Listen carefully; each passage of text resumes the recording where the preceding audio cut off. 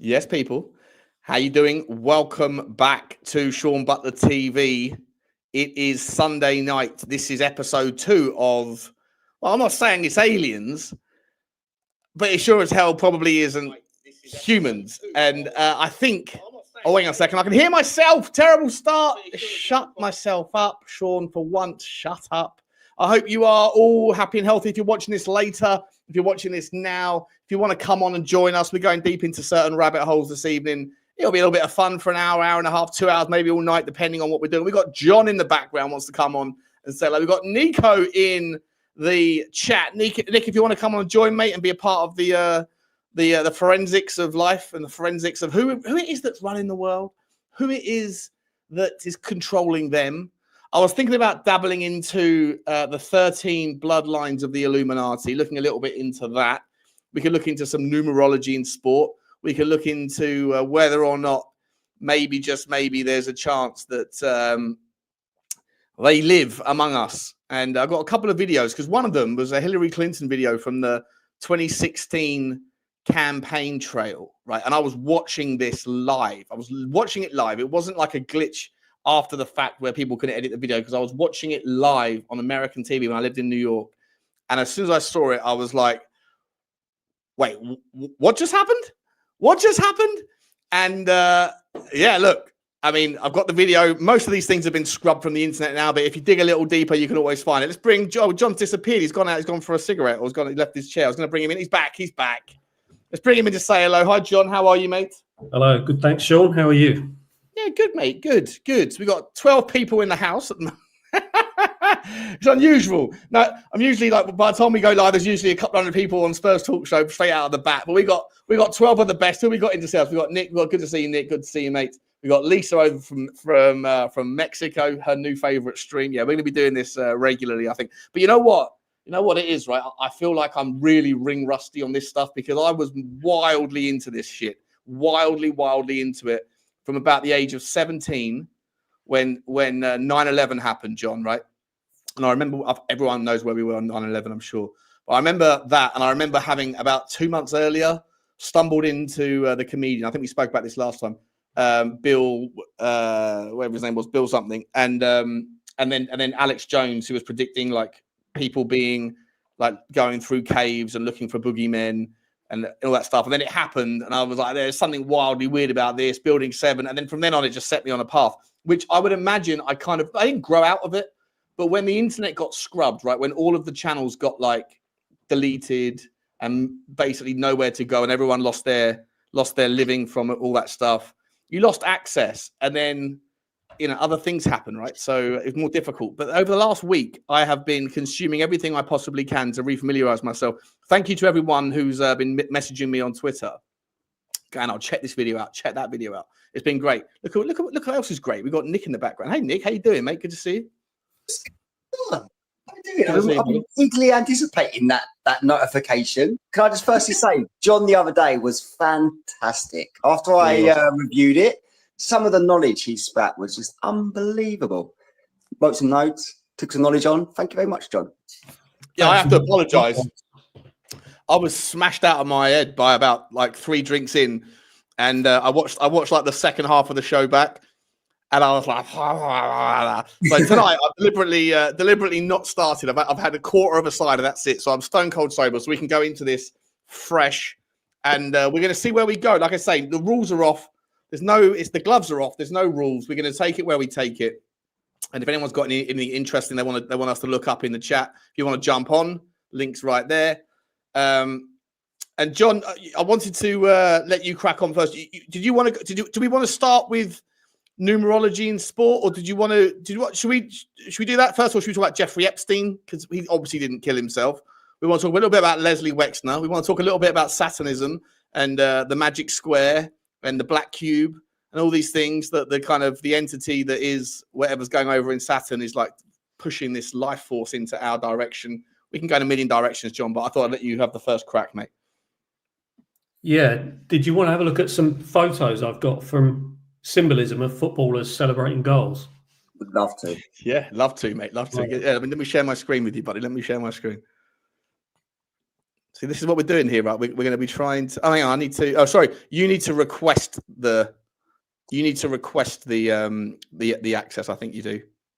I think if you go to the bottom and it says present or request access or something, does it show that?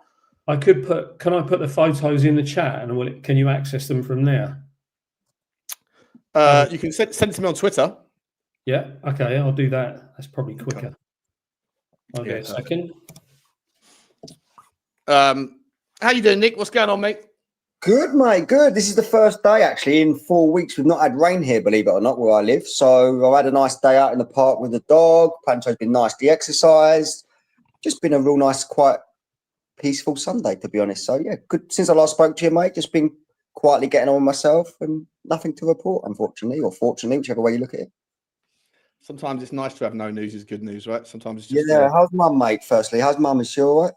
She's all right, mate. Yeah, she was fine anyway, but she felt dizzy and stuff last week, and then she went to the doctors, and then they took the blood, and then they called her back in and said, yeah, you need to get to the A&E immediately.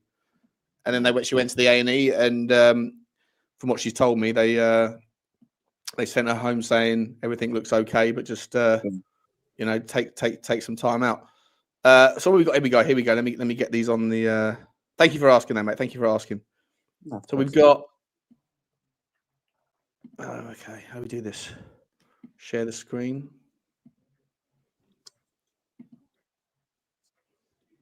Here we go. Bosh. And then Bosh, put that up. Get you guys over to the side. Is that Wayne Rooney doing the pyramid? Part of Jay-Z's crew straight off the bat. Have you ever seen the awards dinner they did at Man United where they sold off a night with P. Diddy? Have you got around to that video yet?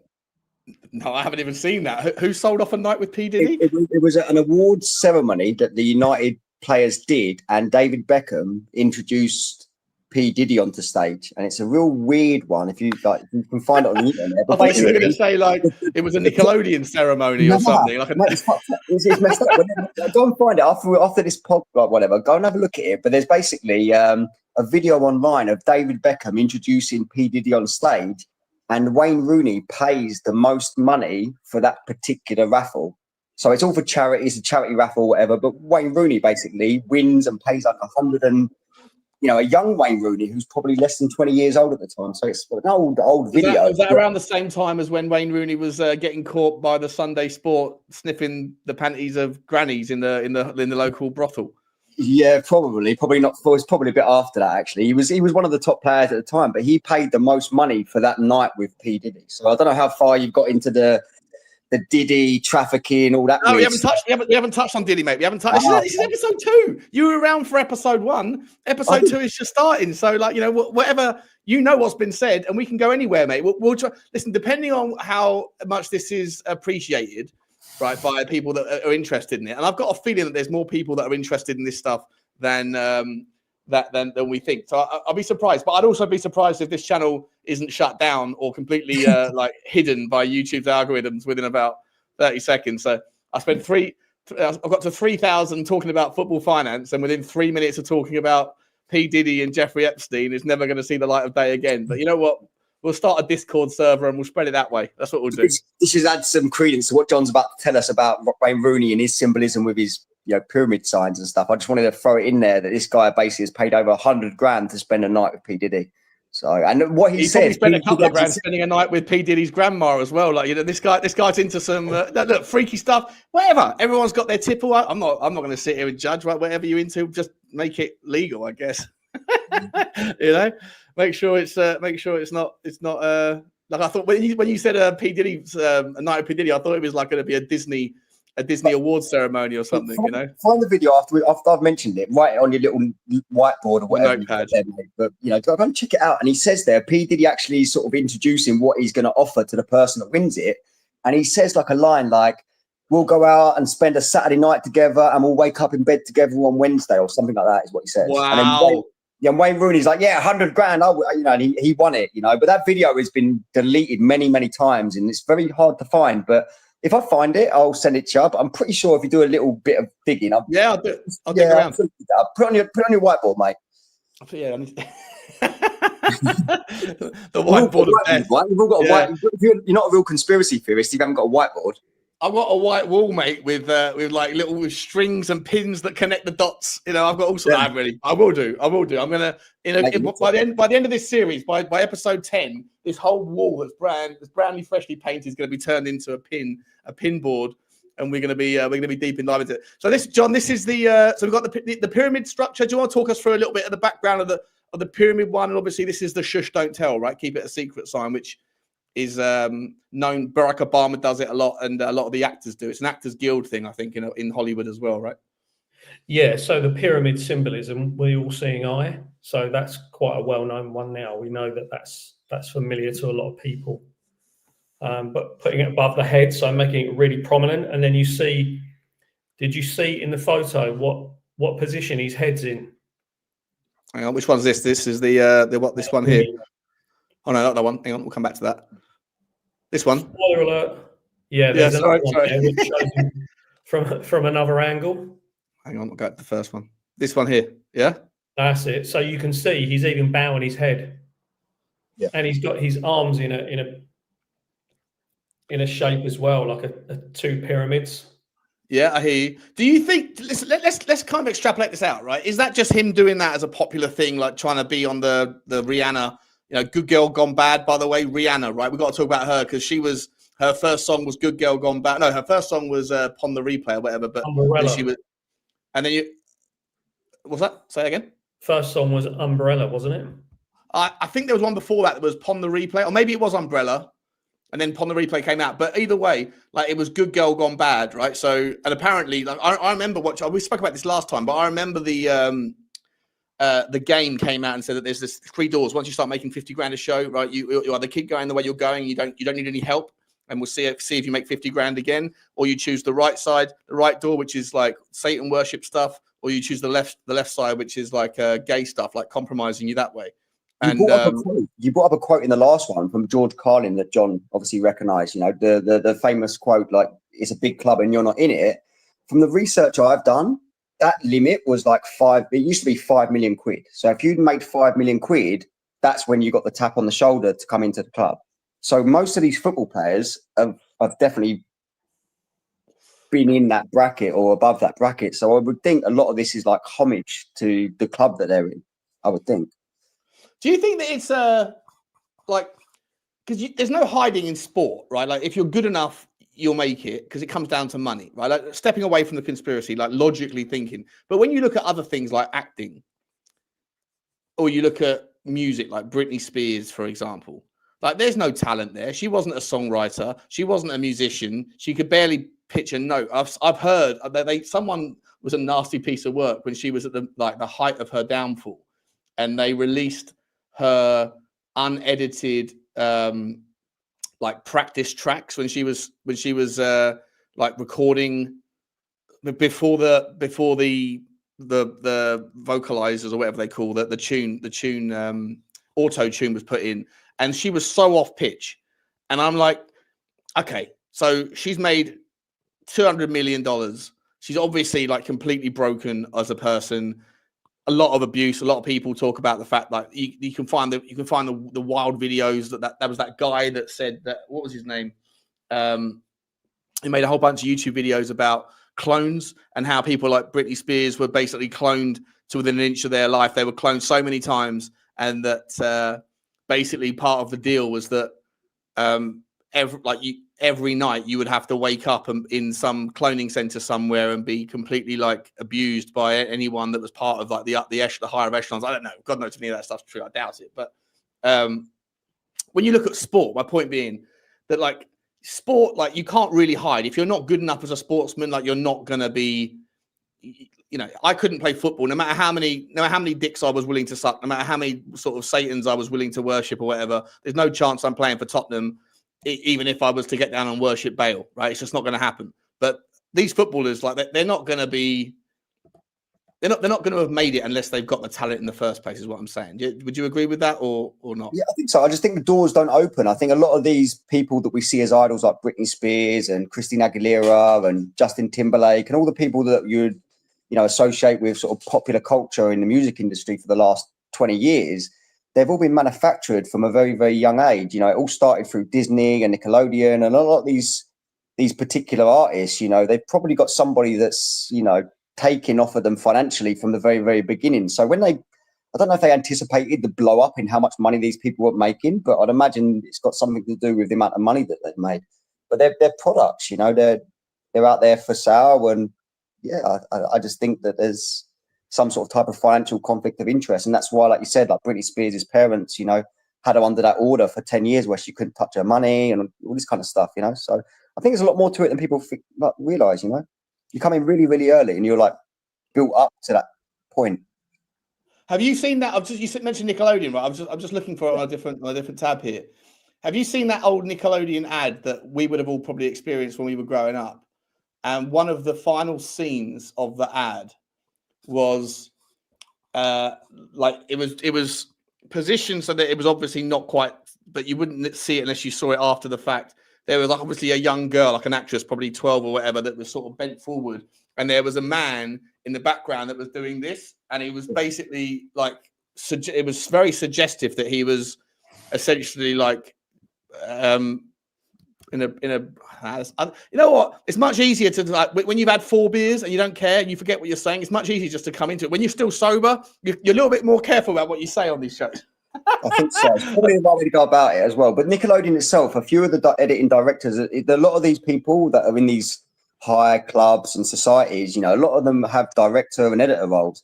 And the Nickelodeon editor, there's one in particular, I can't think what his name is off the top of my head, but there's one that's like recently come out as, you know, being exposed to pedophile. He worked with Ariana Grande when she was on that show, Sam and something. And he had a foot fetish, and there's all those videos of him backstage, like taking videos of them backstage where he's making them put her feet in her mouth or whatever, and like really. Let me see if I can find it. Anyway, I'll move on to the next picture for you, John. Sorry, mate. This one here's on the screen. This is which is the one eye, Left Eye Lopez or whatever it's called, right? You there, John? Yeah. So that's the eye symbolization. So the all-seeing eye, and if you see a lot of people in the entertainment industry on covers of magazines when they're featured on the photo shoots, you will always see this one. Beckham's son, I think it was Romeo or Cruz. He was in a photo shoot and he was covering one eye. Dele Alli did it. Dele Alli used to do the one with this one, whatever it was. That's coming as well. We got that one on the list. Sorry, John. Oh, that's all right. What's this one? That one where you got the 666 and the owl symbolism and Satan's mocking tongue. Yeah. Who's the player? Who's that? Rashford, no? That's a Man United player. It's a little while ago because of the kit. I'd have to go back over the video on that. Yeah, it is. What's his name? He's also doing that, right? The basketball player also did that in that video, right? He did, after the national anthem was sung, he did that. He did the pyramid, and he did the lights have gone out again. They're coming to get me. Dan Snyder. That's the name of the Nickelodeon editing director. Dan Snyder. There you go. That's exactly right. There you go. Perfect. We'll get him up in a minute. Have you heard about what Nickelodeon actually means? No, go on. So apparently it means that I don't care about God. That sounds about right. Right. Interesting. Who's this player? Is that Yakubu? Is that Yakubu from back in? Oh, it's Lukaku. Lukaku. Yeah. Sorry, you can see it right on the screen. Lukaku making the triangle. They're all doing it, aren't they? Who else we got? Who's this one? These will be new to the club, though. They're like these football players. They will only come in, like I said. From when I worked in the city, I was under the impression when you got to 5 million, that's when the tap come. So these football players wouldn't necessarily get that tap until they kind of made it, you know. So they're probably in their infancy of these societies. I would have thought at that point when they're starting to do 5 million is not a lot these days, though, is it? Let's be honest. Like, no, I mean this is 15 years ago or so when I worked in a square mile itself, but you know it's probably a different number now. But you know there is a line when you cross it. That's when they you get the knock. You know. Well, yeah, of course. As long as I don't believe it's a case of like everyone at the top is part of it. I feel like it's like everyone that gets there has walked through the door, sort of thing. So like a lot of talented people probably go. There was that Dutch guy. He was a Dutch whistleblower. I forget his name. He was a banker, and I didn't know him. I'd never come across him in my day, but he was a banker in the currency markets. And he said, and there was a Dutch interview. I don't know if you guys remember this, but he said he started crying in the interview, and he said, like, you know, I was pretty good. I was introduced to people, this, that, and the other, and then bit by bit, I was welcomed into these parties at these big mansions and these old castles in Belgium and Luxembourg and Holland. And then, you know, every now and again, they'd be taking me into these areas where it got a little bit weirder and a little bit weirder. And I was always okay with it because I was trying to just make my career. And I knew that if you know, these people were necessary for me to make my money and all that stuff. And then eventually I realized what they were doing. And it suddenly started to get into the world of the occult and into the world of like the, you know, and he basically said, like, oh, as soon as I knew that what was going on, I had to draw the line. And it was killing the Kinder. He said the Kinder, which is children, right? And then he started crying. And that guy, funnily enough, died about a year later, committed suicide with 3 shots to the head. Whilst you've got Dele Alli on the screen there, do you think, you know, because obviously he's, you know, come out in recent times talking about sort of a bit of a rough upbringing and abuse and stuff like that. Do you think he's been subtly trying to tell people about this? You know, do you think that's why he's been exiled from the club and had to leave country and stuff? Do you think there's maybe more to that than meets the eye? John? Well, it does make you wonder. Yeah, of course, my mind. I picked that up actually with the eye thing. The symbol he did all those years ago, I picked it up immediately as soon as he did it the first time. But if you look at what Tiger Woods' upbringing was and what happened to him when he completely lost it. And if you remember the Tiger before that incident, when he had the car accident, he was very, very guarded and very defensive in front of the media. And then after that, when he came back to golf, playing golf professionally again in tournaments, he was completely different. He was more relaxed. He was talking openly with people, telling them about what's going on for him, what he's been through. But yeah, a lot of these, like, a lot of the the elite families, right? I was reading up on the 13 bloodlines of the Illuminati. A lot of these guys, they're into some weird shit with what they do with their own children. It's like proper like abuse to the point where they're almost trying to split your personality, like almost to get you down to like an MPD, like multiple personality disorder. There was a couple of princes or princesses around Europe, I forget who it was, that came out and basically said, like, we were like the victims of horrific abuse when we were like between the ages of like 4 and 10, because they were like trying to, like their parents or their guardians or whoever it was trying to kind of break them down to the point where they would be malleable to the next generation, because it's necessary to keep those bloodlines going. And that stuff all starts with, for whatever reason, horrific abuse. I just wanted to pivot and pause. I've got this up before it gets taken down. So I was watching this shit live, right? I was watching this shit live. I'm like, so forget about all this tongue stuff, and that's all just her just fucking around. But I was watching this live. Watch her eye and tell me if that is normal behavior for anyone's eye, okay? Yeah, it's in slow motion. Here we go. Watch it now.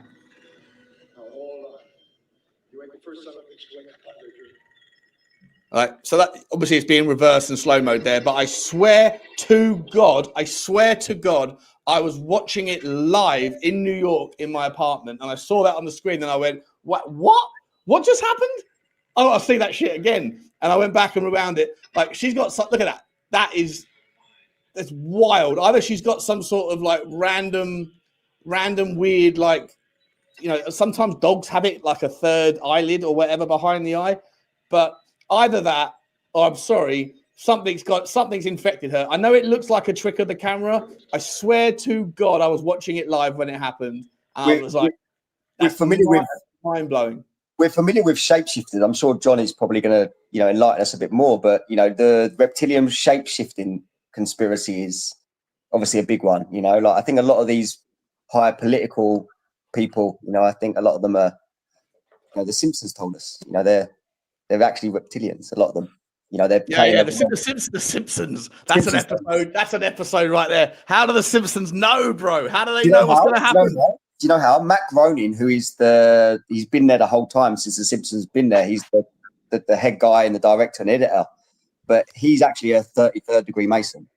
So he's subconsciously been, you know, just putting it into people's kids' brains through cartoons. But yeah, a lot of the stuff they predict it's because it's been pre-written, you know. Wait, what's this? Elon Musk's dad got his stepdaughter pregnant. Wow. What? Is that true? Got to check this one out. Spurs King. Our Spurs King. We need some more information. Yeah, give me some info on that. Elon Musk's dad, stepdaughter. See what comes up. After marrying Heidi in the early 1990s, Errol became stepfather to Jana, who was just 4 years old at the time. But their story didn't end there. In 2017, after divorcing Heidi in 2004, Errol rekindled his relationship with Jana, which soon became romantic. Whoa. The fuck, bro? They're inbreds. They're all inbreds, all of them. Well, it's not. That's not inbred. That's just fucking sick. Like you're marrying one woman, and you're like, at what point from the age of 4 to the age of whenever do you go, I'm kind of bored of this old lady. I'd rather go after it. That's fucking wild. This is what the rich families, they believe in incest. Incest is keeping the money in the family. So by getting people inside the family pregnant with your own children and continuing the bloodline, you know, you keep the story going, if you like, you know. So like, it doesn't surprise me to hear something like that. Whether they be stepdaughters or real daughters or bloodline or whatever, they're still in the family, aren't they? You know, but the Rothschilds are actually notorious for that, and the Rockefellers too. Yeah, man. Yeah. Going back to that channel that you mentioned with a Hillary Clinton clip. Yeah. That channel, did you see the girl? I think she was Mexican, South American. She wasn't famous, but he picked up these videos that she posted on YouTube on her own channel. And her eyes. The YouTube channel. This is like this one, Marion. Hang on, let me get back up again. Loreno Delfino. Okay, she worth subscribing to. Yeah, he had videos on there of a girl. I think she was Brazilian or Mexican, and on her own YouTube channel, she posted videos of herself like ranting about things, and her eyes turned from brown to literally like crystal blue color. And he did loads of videos of her, and she even commented saying like, "There's nothing wrong with me. I'm not a reptile." And every time this whole channel about let's look at Miley Cyrus. What's going on there? Oh yeah, she's a good example of the Nickelodeon Disney going into music. You know, one of those prodigies. You know, did her eyes twit? There we go. She was doing lap dances when she was like 13 and stuff, wasn't she? Was she? Yeah, mate. Some of the videos of her when she was really young, you can tell that she was very manipulated into being what she is. She's got a voice deeper than me, mate. Like, even though I find she's quite a good-looking bird now. Like, I never. Oh, there you go. Is that about? Watch it. Go back.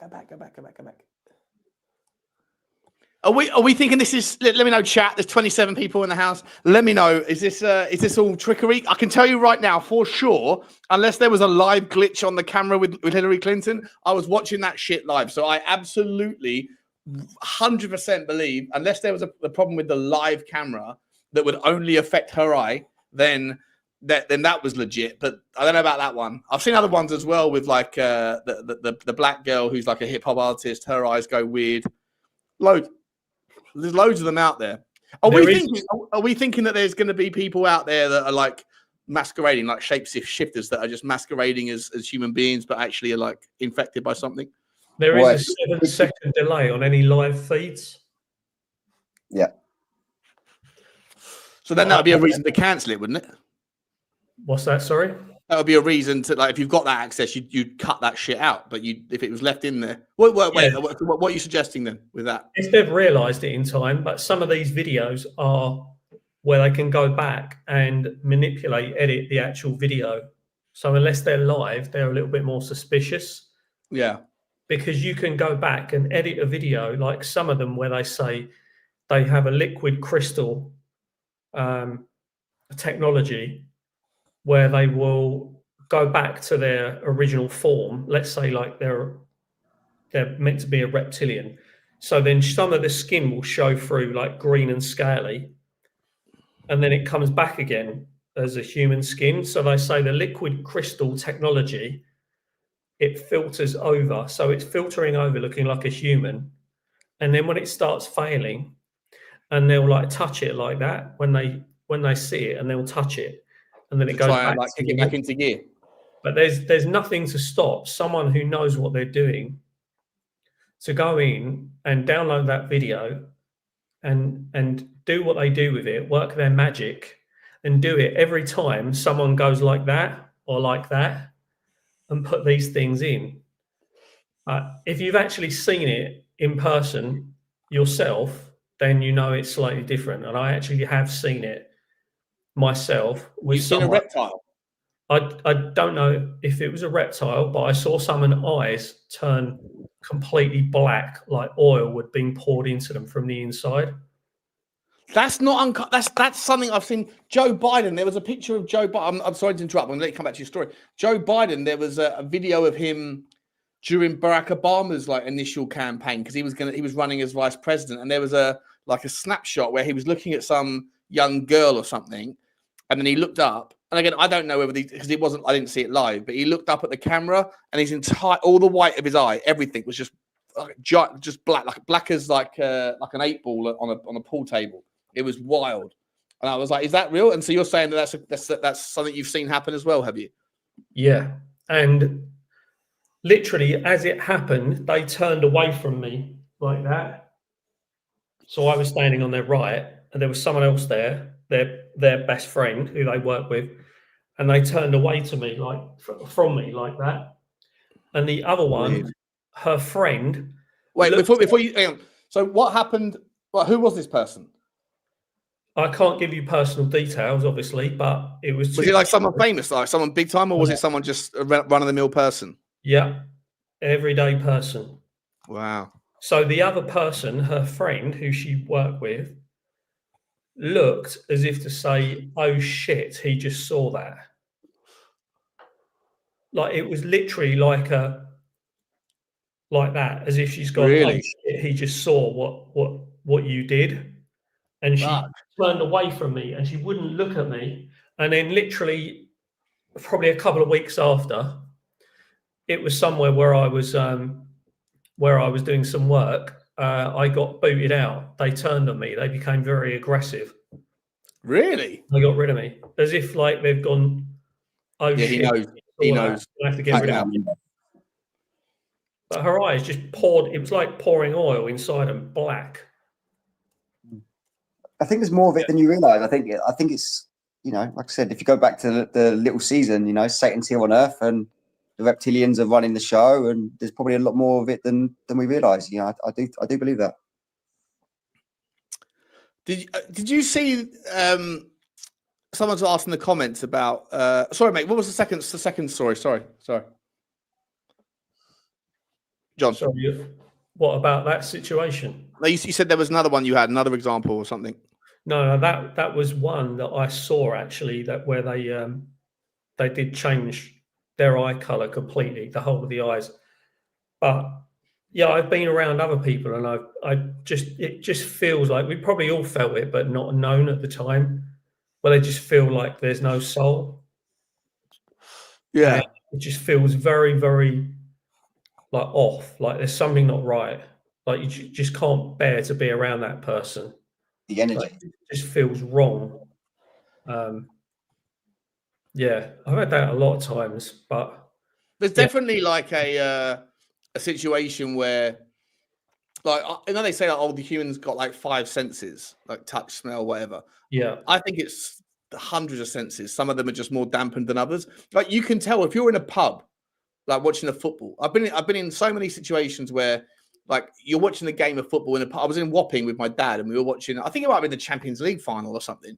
And like, there's just this atmosphere just changed. It just felt heavier all of a sudden. It was after the game. It was like 11 o'clock to 11:30. Last orders at the bar, and I was sitting there with my dad having a beer, and then someone comes in the pub, And I was like behind me or whatever, and I didn't look. And then you can just feel the atmosphere just get really heavy all of a sudden. And you just kind of get this sense of unease. And then within about 2 minutes, someone smashed a glass on the pint, a pint glass on the bar stool or whatever. And then was trying to throw it at someone or trying to stab someone with it. And you just like, you can feel things that are not attributable to the traditional five senses. Like there's things that happen where you just get a bad sense about shit. I'm sure people in the chat will be able to sort of give some story. Here you go. We've got one here. My son asked me to help him move around.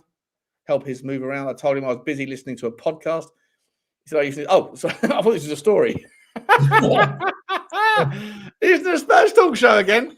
But you know. All right, cheers, Lisa. See you soon, mate. Take care, buddy. Take care. What do you think about Pizzagate? So this is the thing, right? So Pizzagate itself, let's call it PG from now on because it will probably be flagged by AI. But PG, like the story about the P shop, that was then to me like the lunatic that thought that there was who went in with a gun or whatever and went in and he thought there was a basement or whatever and there wasn't a basement in the shop. That to me was a psyop to kind of completely undermine and ridicule people that have believed in that shit.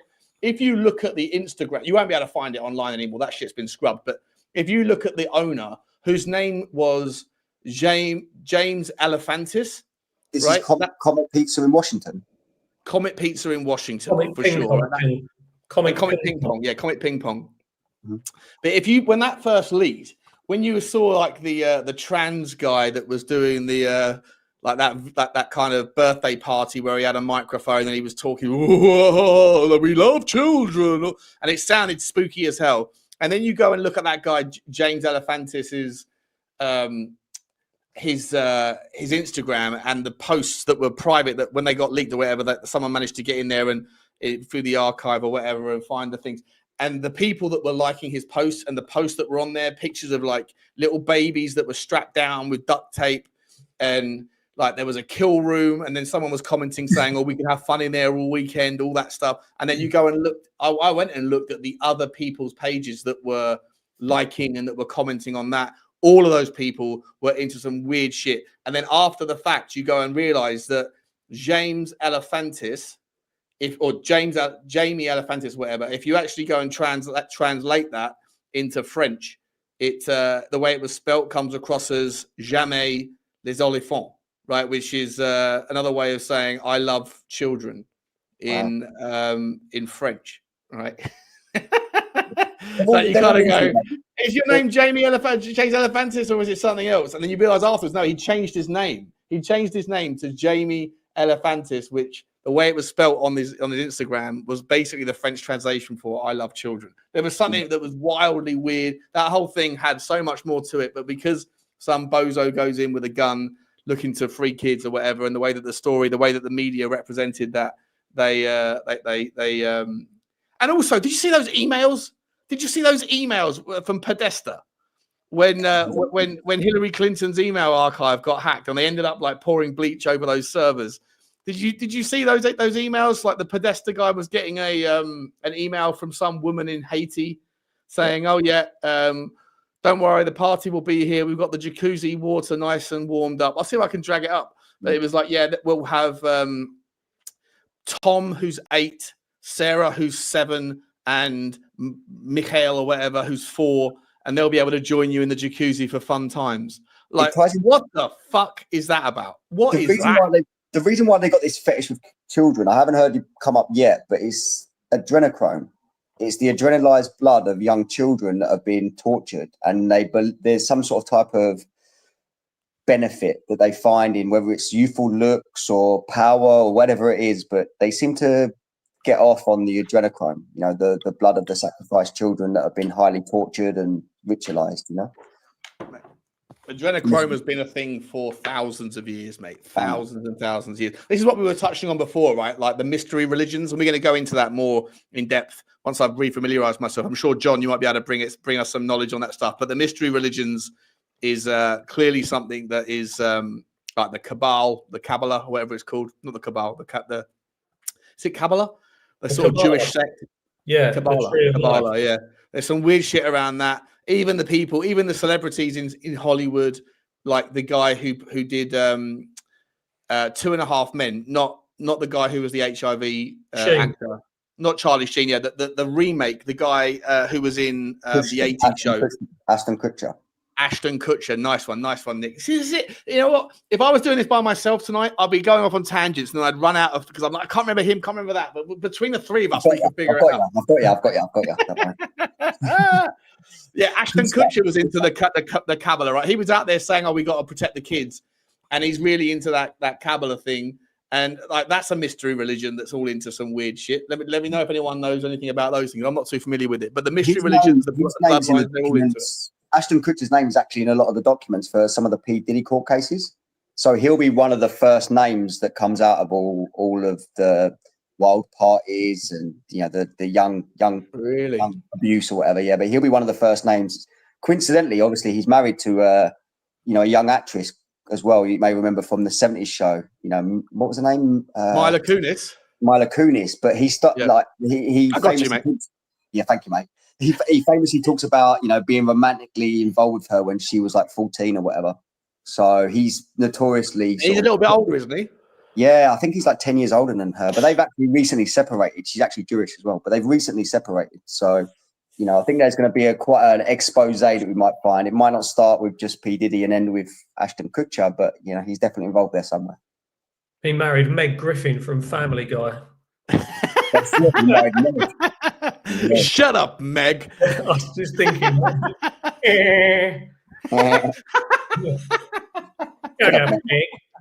Nice. Sorry, I can do some good Peter Griffin impersonations. So I've got a photo here, and this was taken of someone in their camera. When people have cameras, like to see what their dogs are doing when they're out. Yeah. So all the lights were off. And they got up at night and they went in the room to see where the dog was, right? Check out those eyes. Can you see that? Just about. Can you come a little bit closer? Getting closer. And the light on the camera's gone off a little bit. If you want to just touch the screen for a second, see if we can. Well, it's screen locked now, typically.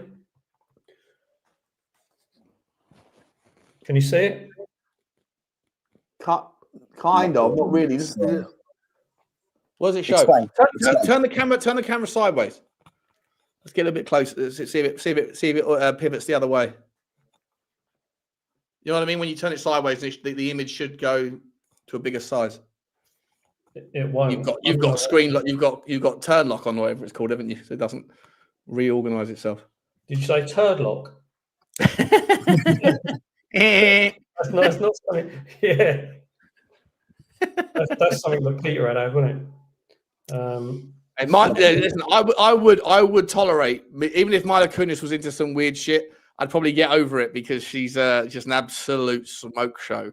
Oh. She's my number one. She's one of my number ones. I got a few number ones, to be honest. You just wonder what else they've been up to, don't you? You just wonder and also you got to now wonder were they a geezer in a past life as well? Like you've got to be really careful with these celebrities. Do you think anything's going to come out though, boys? About we've been waiting. What is it? 5 years now for the Epstein files. Yeah. I think so. I think Epstein, sorry, just to throw my 2 pence in there quickly. I think Epstein will be the fall guy for the bigger operations. Like Epstein's Island, I don't know how much research you've done into it. I'm sure John can probably help us be enlightened. But there's a guy called Peter Nygaard, was it? Who was a big fashion mogul back in the sort of 70s, 80s, 90s, whatever. In France, right? He sent over 12-year-old triplets, didn't he? Exactly. Yeah, he famously had an island as well, not too far away from Epstein's. Richard Branson, obviously famous with his islands as well. With Virgin, being his brand. I think there's a lot more of this thing that goes on than we realise. And I think they all cater to different sort of levels of celebrity. I think Epstein probably catered to one of the lower brackets of celebrity. But I think if they're going to let somebody take a fall for it, I think they've let him take a fall for it just to maybe hide the bigger picture. I think, to be honest. Have you ever seen the video from Pinocchio? Have you ever seen the Pinocchio scene? Yeah, they're talking about the boys going to the island, who's stealing boys and pulling the foxes. Yeah. You know what? Is it called 30 people that are watching Pleasure Island or something? Pleasure Island, Fantasy Island, is something like that, isn't it? Yeah, I'm gonna see if I can find it because I'll get this up. Pause. And that was in the 50s. Was it 50s? They did that first one, Pinocchio. Was it the 50s or the 60s? It was, I think it was 1940. Here we go. Yeah, so it's been going on for a long time, mate. It's long before Epstein. Here we go. This is sick. When you see this and you go, wow, my youth has just been shattered into a. Yeah, then I'm on the Disney logo, the 666. Yeah, Disney logo. But this is just like, this is wild. When you is. Yeah. It is what it is, mate. They've been telling us in all of these cartoons since we were kids, you know, like you could literally sit here all afternoon and look at Disney ones that I've been telling you. There's so many examples now. Mate, I genuinely think that Disney, you go and look into was it the 33 Club or the 13 Club? I forget which one it was at Disney. Right. Actually, in Disneyland itself, if you've ever been to Disneyland, there's actually a secret door where you can go into a private area and it's got its own procurement of children, if you like, in there. Yeah. It's hidden inside the Disney. I don't know if you've ever realised as well how many kids go missing every year in these theme parks. I know that something like 300,000 children get reported missing every year in America. In America alone, 300 to 500,000 go missing every year, and I think between 50,000 and 70,000 go missing from these theme parks over either side of the country. Florida, LA, California, obviously, both had Disneyland, Walt Disney areas. But yes, it's a lot more than you realise. It's been a big business. There's actually in the toilets in a lot of these theme parks. They have The majority of those kids are found, and the majority of the people that report them missing are like the dad that's blaming the mum for like some sort of family dispute. So it's not like, for the benefit of being reasonable, 300,000 kids are not snatched up by paedophiles. It's far less than that. Most of them are found. But either way, even if it's one's too many, for sure. So I've got a theory on that, because a friend of mine said this to me. She said, 300,000 go missing every year. And I said to her, okay, do you know anyone who's ever had a child be taken, be abducted? Do either of you know anyone who knows someone who knows someone? No. Not personally, but I'm aware of many higher profile cases, like the McCanns, for example. The father of Maddie McCann was actually in the Masons, and he was on an initiation process, and they took, I think, right. He was best mates with the Podestas. Exactly, and they believe actually, if you look at the actual sighting reports of the suspects they had that night, it looks like both the brothers, the Podesta brothers, were actually there in Portugal, and that was the club he was joining. That was the local sect he was joining. So higher profile, but personally, no, John. We've probably got more links to actually world famous people than we have knowing someone who's linked to someone who's had a child abducted. There's 6 degrees of separation. Mm. Yeah. So I've got a theory that this is all leading to people having their children ID chipped, because they will say to you, if your child has these ID chip, we can track them wherever they are. Like a car, when you have a tracker on it. GPS signal tracking wherever it is. It's sending out the signal when it's stolen. So they go, your car is on the way to like Dover or whatever. Yeah. And the police are going to go and intercept it. Yeah, they'll dress it up. They'll dress it up as like, look, you can put like an Apple tag on your child's shoes or on his phone or on his watch or around his neck, but all it takes is for a savvy just to take it off, right? Yeah. So the only way you can be sure that we'll know where your kids are at any point in time is by having something implanted in this under their skin. Exactly. So everyone who's saying and repeating the same thing about all these children are being abducted, they've got a fear about it. So what happens is when they offer you a solution, like we were talking about last time. Yeah, Hegelian dialectic, right? You create a problem that doesn't exist. You manipulate the media to create a reaction to the problem that you yourself created, and then you offer the solution to the problem that doesn't really exist, and people will frog march themselves like lemmings off the cliff face, right? Problem, reaction, solution. Now you've got all these children who are microchipped for their own safety and the family's peace of mind. Yeah. Phones have had trackers in them anyway for a long time. since Hey, I wonder whether or not the COVID jabs had a tracker in it, because nanotechnology now, like, is so tiny. Like, to be honest, I say this with all sincerity, right? Some of the shit that I'm going through, I'll leave my house and I'll go and like check in. I'll go to a Tottenham game and I'll check into a hotel, and then the person in the room next door, I can hear them. I know this sounds like wild, right? But it sounds to me, and I'm not even the slightest exaggeration. I know this has happened for a fact. But people know where I'm going before I even book. People get there before I get there, and they're like fucking around. So I wouldn't be. The only way that could happen is if they're like they see what you're doing. They're monitoring your phone. And they're making assumptions. But on top of that, I wouldn't be surprised if one of the fallouts from the whole COVID thing is that people don't realize that part of the mRNA, part of the Pfizer vaccine, whatever. I mean, like, at this point, at this stage, if you've been following that story and the things that have come out, are you seriously? I know people in this chat, there's 30 people here, me and you guys, like, we're all obviously like-minded where we're suspicious and cynical about the powers that be, right? But a lot of people aren't. A lot of people will just, it would rock their worldview too much to get on board the idea that they've been lied to fundamentally about so many things. But I don't know. Like, if I'm entirely honest, I don't know what's going on, but I sure as fuck don't trust anything. And I wouldn't put it past any of these bastards to be able to be doing things like putting in a nanotechnology chip tracker thing into the vaccine. That then, no matter where you go, they know where you're going. If you happen to be fallen foul of the wrong people, they know where you're going before you do.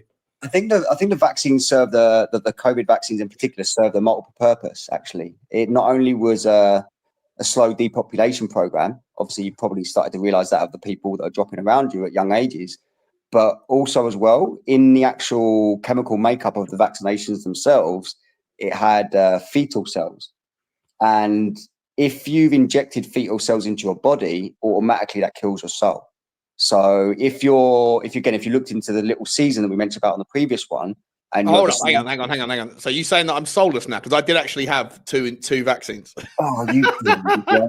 Oh, I thought, again, you was unaware. Like, it's, but I just think no. I was aware, but my job, my job, like, I've got clients in America, Australia, Singapore, Canada, Mexico. I've got clients everywhere. They told me, sorry, you can't leave the country without the vaccine. And I was like, fuck. I didn't want to take it. And you know what? To be entirely honest, the second vaccine, I've never felt the same since. The second vaccine was the worst, for sure. The fact of the matter is like the chemical makeup does include fetal cells. You can quite happily go and research the chemical makeup, even though the ingredient makeup of these vaccinations wasn't included on the booklet that's meant to be included in the actual virals. But it did serve a purpose where anybody that took either one or two or a certain schedule or got to a certain point or a booster, whatever it may be, you know, but you technically injected. So you're saying that I've now lost my soul, you bastard. I didn't say that directly. I've implied that it's possible that it served a double purpose, Sean. But yeah, probably, yeah. Hopefully, I got one of the fake ones. One of the saline solutions. If you had saline, yeah. That's what I'm hanging my hat on the walls. I'm fucked, bro. Well, you said before, mate, you do get up to some sort of scrupulous stuff, you know, like it wouldn't shock me, you know. Oh, mate, the shit, like, honestly, the stuff, like, my blood is filled with worse stuff than that vaccine, I swear to God. But why would they make the whole planet or try and get the whole Western world to be on it, you know? Not just the whole world, you know, because it serves that purpose, you know. If the coming of crisis coming, they've kind of like made you already have a decision with that vaccination without even realising. Yeah. Sorry. My lights are going off. They're coming to get me. John, what were you saying, mate? Yeah, the last two Bond films, they even spoke about that, didn't they? About the smart blood technology in Spectre, where they could track him wherever he went, and then the last one where the nanobot technology from that Heracles virus that they were killing off all the Spectre members with. So yeah, these things are shown in films and TV. They are, mate. They are. You know the other one. That the good example of that was the film. I forget the name of it. Nick's going to come in and help me out here. It was all about. What's that? There was an X-Files film, wasn't there? Well, there's an X-Files film, but there's also more recently Samuel L. Jackson was the bad guy, and the good guys were people that wore suits, and they were talking about Oxfords versus Brogues or whatever. 51st State. 51st State. No. The Huntsman, the Kingsman. The something man. What was it called? Kingsman. Kingsman. Yeah. So that whole thing was like people would they dial into their phone or whatever. They read it. I forget the plot, but basically when they turn on they turn the dial, everyone goes mental and starts killing each other, and only the wealthy ones. Like that's. I don't know whether that's like is it the chicken or the horse, right? Or sorry, the cart before the horse, the chicken and the egg. The chicken and the horse. What is that? Chicken and the horse. Why wouldn't you? If you're going to spend this much money and get everybody to do it, like why wouldn't you try and tick as many boxes as you can? You know, like it would just, if you generally believe these people are satanic and evil, and why aren't they fucking over the people that like we're already the white? And again, disclaimer: nothing racist, homophobic, sexist, misogynistic. None of that stuff is going to be said here. But I'm just going to be. I don't give a fuck anymore. I'm going to say my piece, and it is what it is. If they're trying to depopulate the world, why are they going after the white people that have already got a lower than two per couple reproductive rate when the Muslims are or the Islamic sort of race are doing like 7 or 8 per couple, aren't they? The highest vaccinated country in the world was India. The second highest was Israel. So it wasn't just the Western world. Actually, it was a lot of the world, regardless of where you were. Maybe we're just familiar with the information because it's local to us. But India, had I think a 97% vaccination rate, whereas Israel had 94%. Have their reproductive rates come down? I'm not sure. I don't think we've been given enough time to actually sort of gauge it. I think this is something that will happen over a longer period of time, But I know the death rate's gone up. So in young people as well, it's considerably gone up. So Israel itself, as well, I'm not quite sure. If anyone was to be given a saline solution, it would probably be Israel. But to be honest, India is a good example of a highly populated country, that took a lot of these vaccinations. And there's lots of evidence online of people just dropping dead in the street in their 30s and 40s and stuff. It's quite sad, to be honest. Horrendous, mate. But yeah, it's everywhere, mate. It's not just the UK. It's not just America. We just happen to be in the line of fire, I think. Yeah, I think so. Look, to be honest, like all of this shit to me leads back to the mystery religions. It all leads back to that there's a very select group of people that are given the right to know certain things that we don't know. Again, I'm going to ask you boys to fill me in here. Who was the 33-degree Mason who had a statue built for him in America that was the only one that wasn't torn down during the Summer of Love or whatever it was called? They tore down everything else, but the powers that be protected this one. He was the guy that wrote the Mystery Religions book. He was an American. Manly P. Hall. Well done, Johnny boy. Coming in with a lot. Let's talk about Manly P. Hall. That geezer. Would have never got it. Will I get a prize? You want to do a quiz show? You want to do a quiz show like this, Sean? Rather than the thing you did yesterday with all the Tottenham players' values, do something like that. The stack rank. Stack rank the conspiracy theorists. Couldn't we? Manly P. Hall. Now that geezer knew some shit. That guy knew a hell of a lot. Right? Of All Ages was his book, wasn't it? What was it called? The Secret Teachings of All Ages. Yeah. So I that was like a 14-hour podcast, an audio book that I listened to over like 5 nights going to sleep. You know what? Like you always fall asleep eventually, and then it infects your dreams, man. Do you ever listen to that? Like you ever like listening to a Joe Rogan podcast or whatever? And then I'll be honest with you, I have an argument in my sleep every night with Joe Rogan because he's having a conversation with someone, and I'm listening to it, and I chime in. I want to chime in, and then I feel like I'm asking questions in my brain to like trying to get involved in the conversation. And because in reality I'm not actually involved in the conversation, it's a recorded podcast. I wake up every night about 3 times, like pissed off with Joe Rogan that he's like keeping me out of the conversation. I shouldn't be, because it's just my brain working overtime. But if you guys do want your dreams to be somehow infected by reality, then pick something that you might want to listen to, and then fall asleep listening to it, because it will 100% get involved in your dreams. Funny you say that. Actually, there's a TV show. I mean, I live out in Spain, so I'm very restricted in regards to what kind of like viewing I can get. But I used to watch this. It's called Homicide Hunter. I think you'll probably find it on Crime TV. It's a guy called Joe Kenda, and he basically talks about some of the stories of being a detective in Colorado, through his life and stuff like that. And I used to wake up pretty much on a weekly basis when I never used to smoke weed, and I'd wake up and then I would be like in his in his story. You know, I'd play some sort of type of role in his story. I used to have to stop watching him at night time, because if I fell asleep watching it, yeah, you would unfortunately find yourself in the middle of one of his monologues. Nice. Horrible. I might go to bed listening to porn. Maybe I'll find myself dreaming that I'm in an orgy or something. No, there you go. There's more to it. There's more to it. You're better off going to bed in complete silence. I'm pretty sure of it. But nowadays, I have to turn everything off. I turn all the electricity, like the lights off and everything. I can't watch stuff before bed anymore. Really? Yeah, it's not a bad way of doing it as well, right? Turn the Wi-Fi off as well. But someone said to me years ago, who worked for Google when I worked there, he said, number one piece of advice, when you're at home, switch your Wi-Fi off before you go to bed. I was like, why? He's like, bro, if you don't need it on, then don't be watching it. Then don't have it on, because it's not from a security perspective. It's just the radiation, the shit that's going through us, you know? Or at least be at the other side of the house. So if you've got a Wi-Fi router close to where you sleep, move it to somewhere else on the other side of the house, so that you're less susceptible to any of the radiation or rays or whatever. Apparently, if I turn this off, it adds to the effect. Yeah, like a scary movie, mate. Yeah, you want to get a little torch underneath your chin, like this. Plus, none of you can see me like refilling my drink. Sorry, John, mate. Sorry, mate. Yeah, I'm interrupting you, buddy. No, I was just saying, looks like the Blair Witch Project. Yeah. Nice. Look, guys, I've got to ask you. So, John, how familiar are you with the teachings of Manly P. Hall? I read it quite a while ago. Yeah, amazing, fascinating work.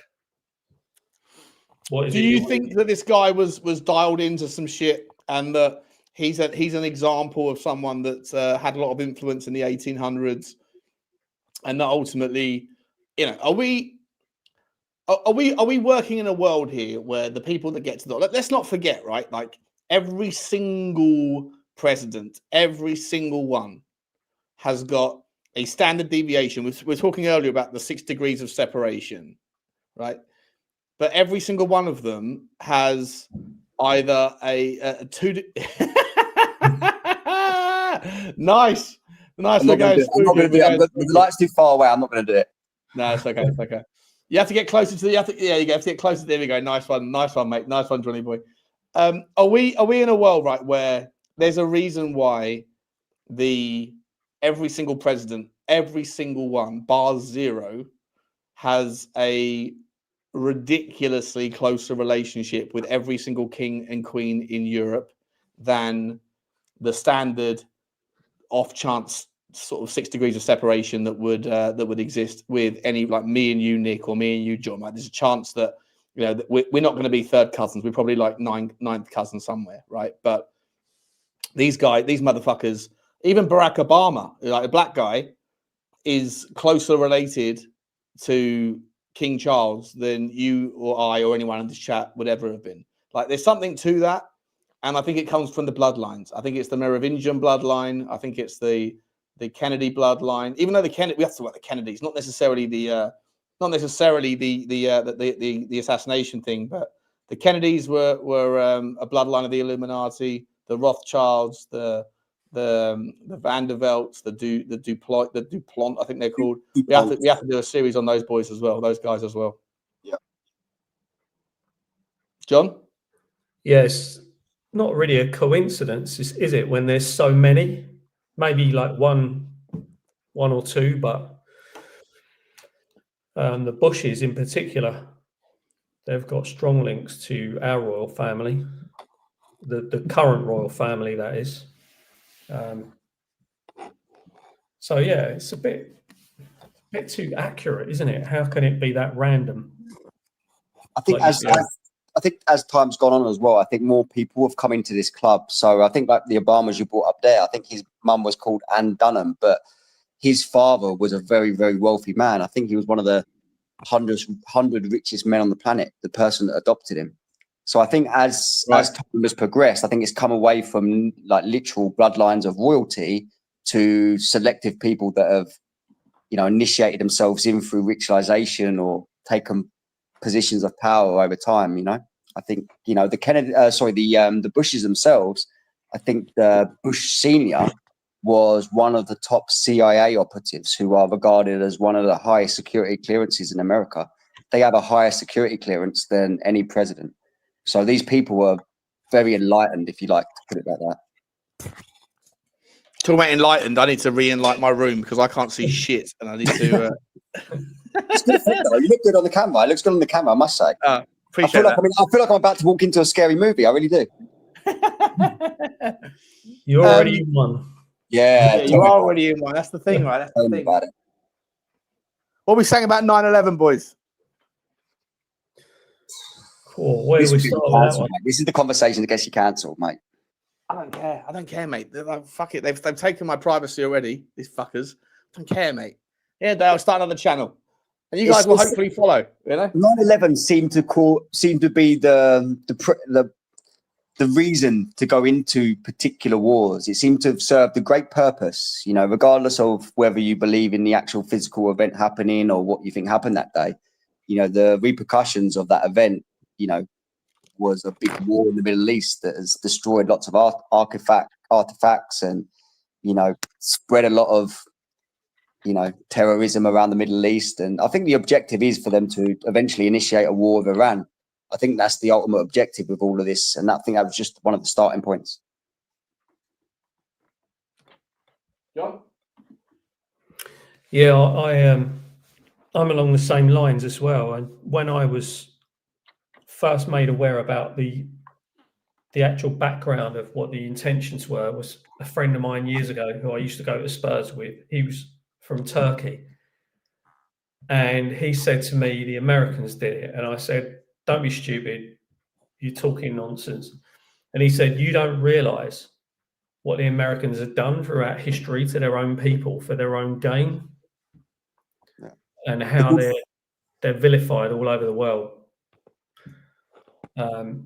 I mean, the numbers anyway. It's numerology as well, isn't it?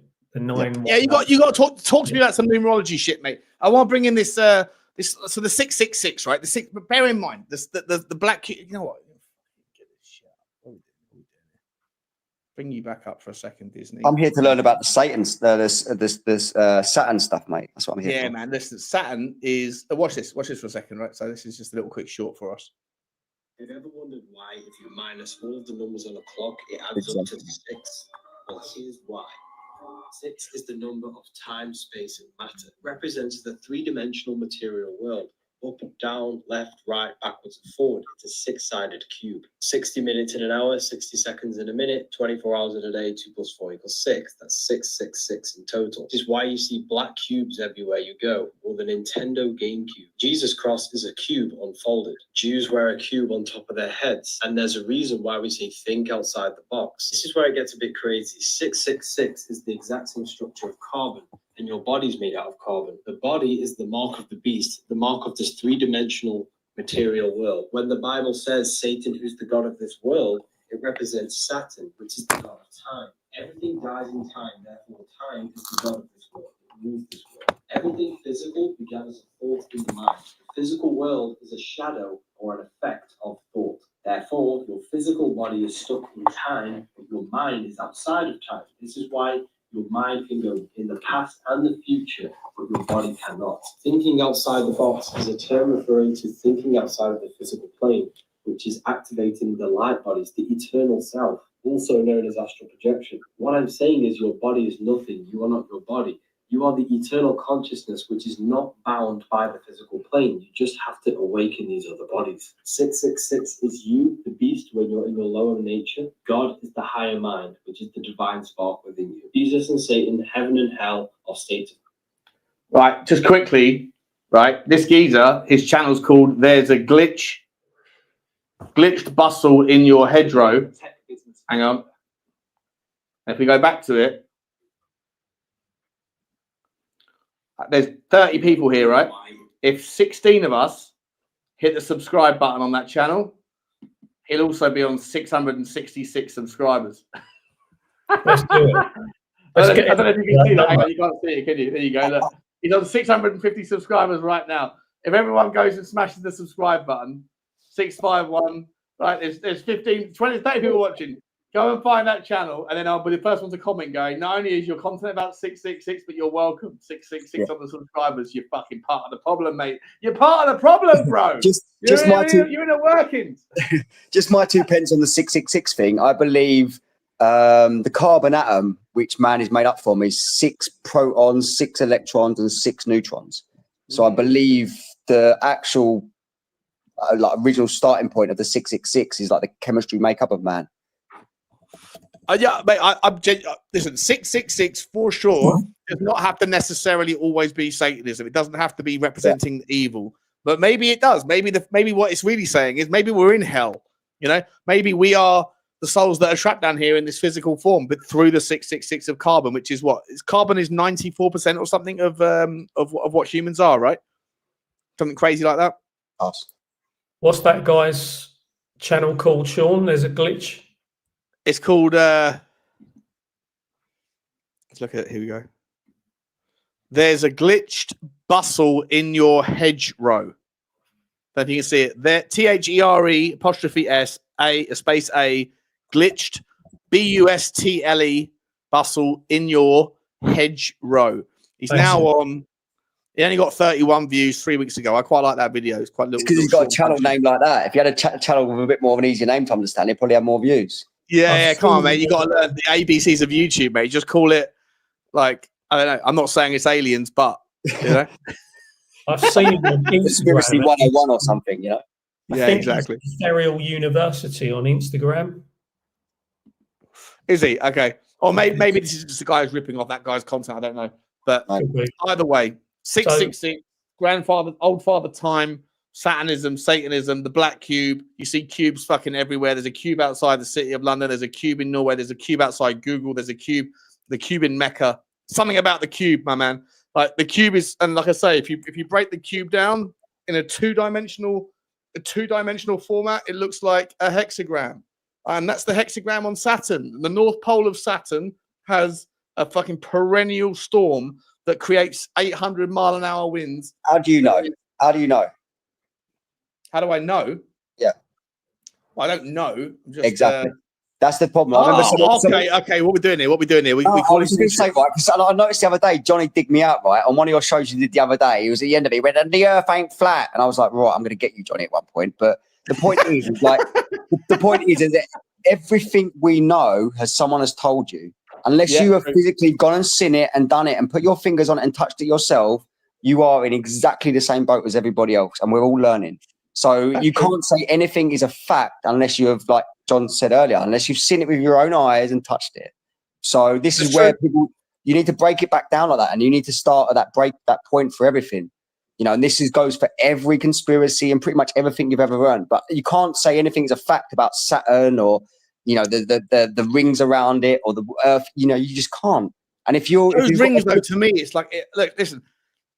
You're right. You're absolutely right. Like, you don't know, but we're never going to know. I'm never going to be able to get up in a plane or a fucking spaceship and go to Saturn. Exactly. I might get a telescope, and actually, I am. You know what? For my 41st birthday, just passed me by a couple of weeks ago, and I didn't get myself a present. So I'm going to get myself either a Nikon camera, a P1000, or I'm going to get myself a telescope, because actually, on a nice clear night here, you can actually see some good shit. I think there's something about those 3 stars that look the same as or very similar to the Egyptian pyramid, like just slightly off axis. There's something about them. Is it Pallades? The star constellation Pallades, I think. Orion's belt. Orion's belt.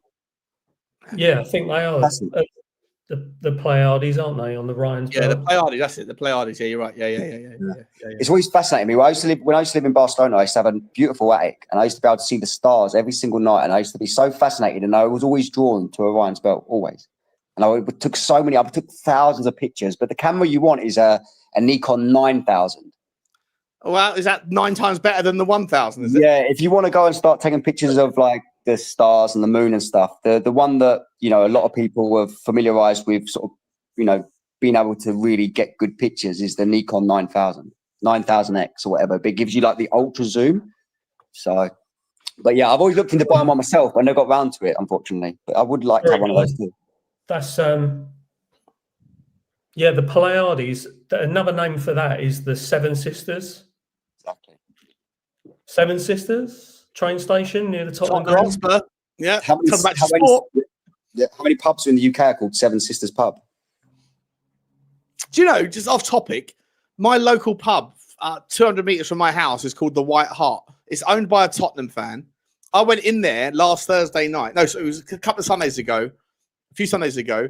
I said, are you, it was a 2:00 game. I said, are you putting on the Tottenham against whoever it was, the Fulham or whoever it was we played like a couple of Sundays ago? And they said, no. I went, really? What are we doing here? Sorry, What are we fucking doing here? Have I got to go to some like neutral territory pub and maybe walk into some fucking Fulham fans? What are we doing here? This is the White Hart. Have some respect for the name. And he said, sorry, the people are eating. I said, yeah, it is Sunday, but there's also people playing football. You should have said, you should have said, I know we've been bad, but it wouldn't put people off their food. But it might do. Depends what team manager's putting out. Definitely, you never got a notification. Bro, they're already on to me, mate. They're shutting it down. They're shutting down the channel.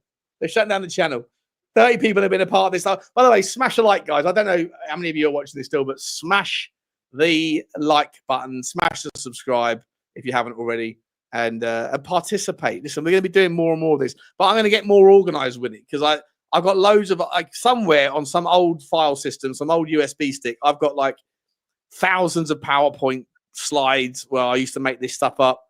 I'll make it up, but like bring this stuff together. I'm gonna dig it all out from the old. I'm gonna go to the storage unit and get that stuff out because I want to talk about this stuff more. But I need to be a bit more organized than jumping around the way we are. You should like, ahead of time. You should kind of like make it aware of what you're going to talk about, and people can be a little because these topics, the information is not as readily available as you'd think. You know, so you should just maybe. Though it used to be. You used to type in like conspiracy slide share, and there'd be some guy somewhere that's put together some PowerPoint presentation with everything that you need to do. And then you just talk over the top of it. And obviously I could talk for hours about the fucking, like the moss on my roof, you know, but like, yeah. So like, if someone else puts the work together, I could just download it. But these days it's all been scrubbed. But they don't want people knowing anymore. Maybe at the end of every show, maybe at the end of the show, sort of preempt what you're going to talk about next week. And then that way people have got a little bit of time to do a little bit of digging themselves. You've got a bit of time to sort of, you know, get your sort of notes together and stuff as well, and it'll give everybody a little bit more information, more detailed information, rather than sort of spinning off the cuff, you know. Yeah, 100%. Yeah, I need to be more prepared. But you know what? On the Spurs talk show, I'm the least prepared person in the world. I just like, let's just press record, go live, and then when you've got Johnny next to me, like I speak more than life itself. Johnny speaks more than life itself. We spend more time. Like honestly, I love Johnny to pieces. I love him to pieces. He's my boy. We can't not over talk each other. Yeah. Do me a favour, actually. Like I said, I'll probably never get to share a stream with Johnny, but obviously I picked up on his comment the other day that was obviously aimed at me. Next time you have an opportunity to speak to him. No. Johnny wants to come on these. Johnny's a major conspiracy theorist Brilliant. too. I would love to know why he's so convinced that the Earth isn't flat. And I would like to just undo what it is that he thinks he knows, because I'm pretty sure if you give me 10 minutes, Johnny's part of the problem. If you gave me 10 minutes, I'm pretty sure I could get him just to shut up about that. So you're convinced the world is flat, are you?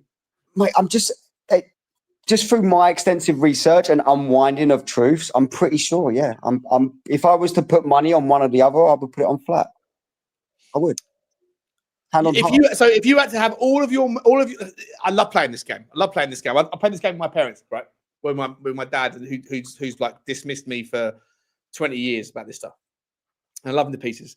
Shout out to you, Dad, if you're watching. But he's someone who's like, just, you know, it doesn't matter if, like, he used to be like, Sean, you're a lunatic. And then as more and more things came out, I was like, oh, am I still a lunatic? Am I still a lunatic? And eventually now it's more like, it doesn't matter, Sean. It doesn't matter. You can't change it. Even if he goes, are there people that are conspiring to rule the world? Yeah.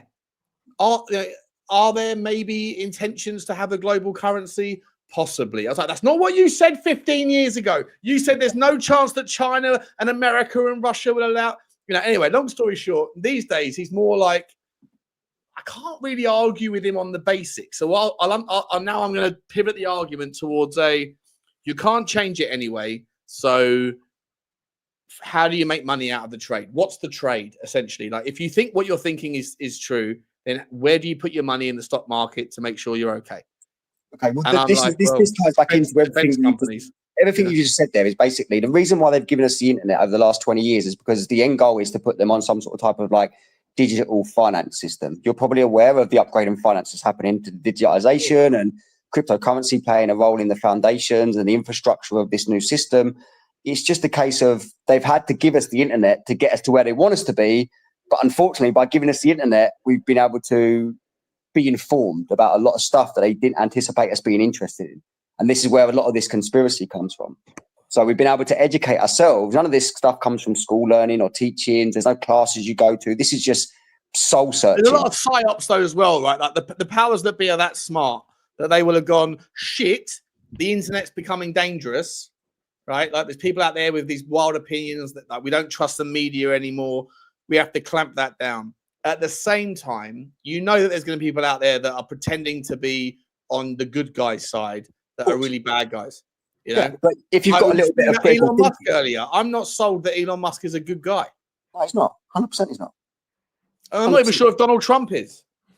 Mate, brilliant. You said it on the last show, right? I was in America as well for the rallies in 2016. I was there on holiday in Orlando, and I was watching every single rally. And I was one of those people that thought Donald Trump was going to save the world. But if you go back to what I said about Little Caesar, about how all the world armies unite to attack God, Donald Trump has to play a pivotal role on the Satan side, because there's no way he's uniting everybody and doesn't play a pivotal role in, you know, the conspiracy of just the way that he's so.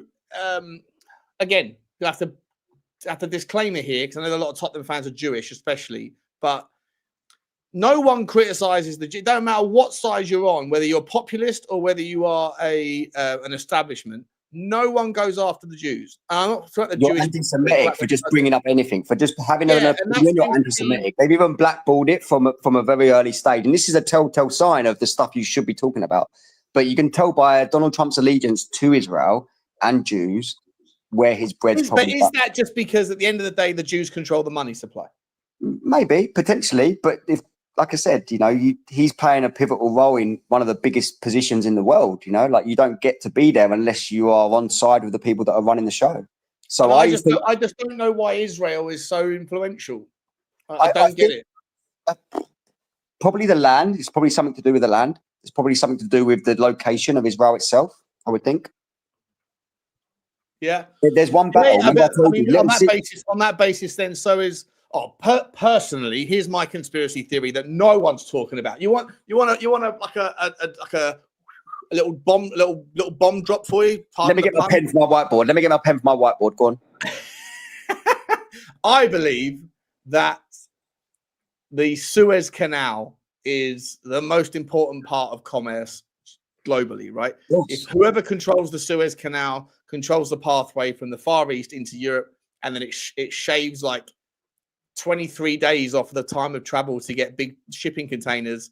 If they otherwise had to go around the Horn of Africa, they have to go through the Suez Canal. Other than that, they go through the Suez Canal. Same with the canal in Central America. Panama Canal, right? One of the conspiracies that I've come across in the recent times actually is one of the reasons why they're clearing Palestine and Gaza right now is because they're trying to artificially redirect the Suez Canal, right? No, they want to build another one. There's enough. As a travel agent, I would know that there is a body of water underneath where all of that connects. Which, if you blasted through that main bit of land there, you would have access to the Mediterranean.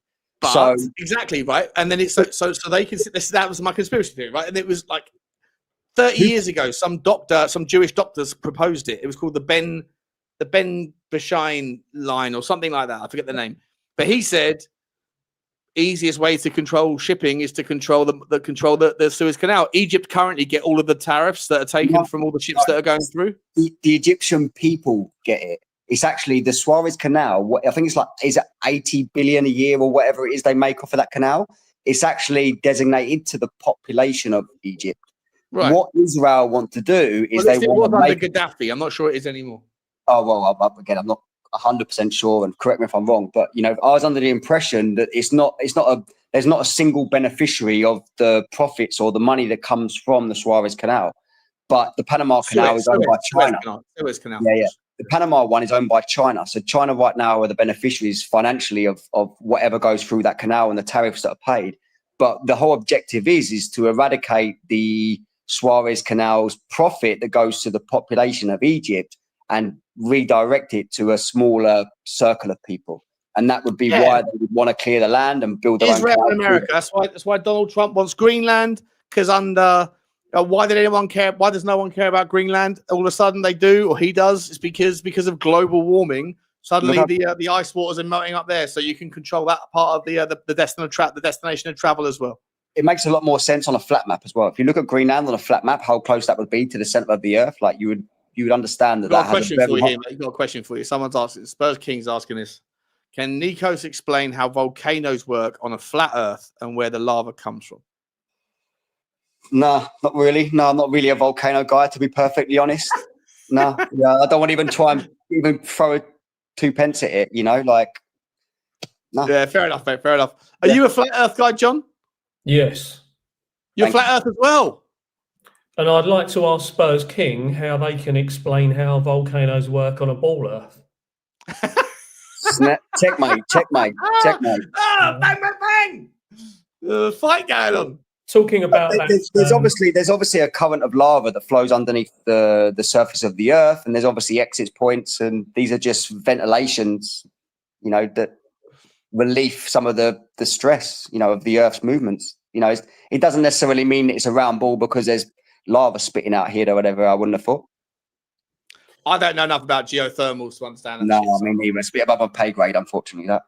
Talking about that, the Israel-Palestine situation, did you see the video that Trump put out recently about Gaza, that he wants to create a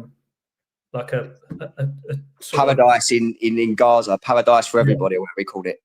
Yeah. No, he called it the Riviera of the Middle East. That's it.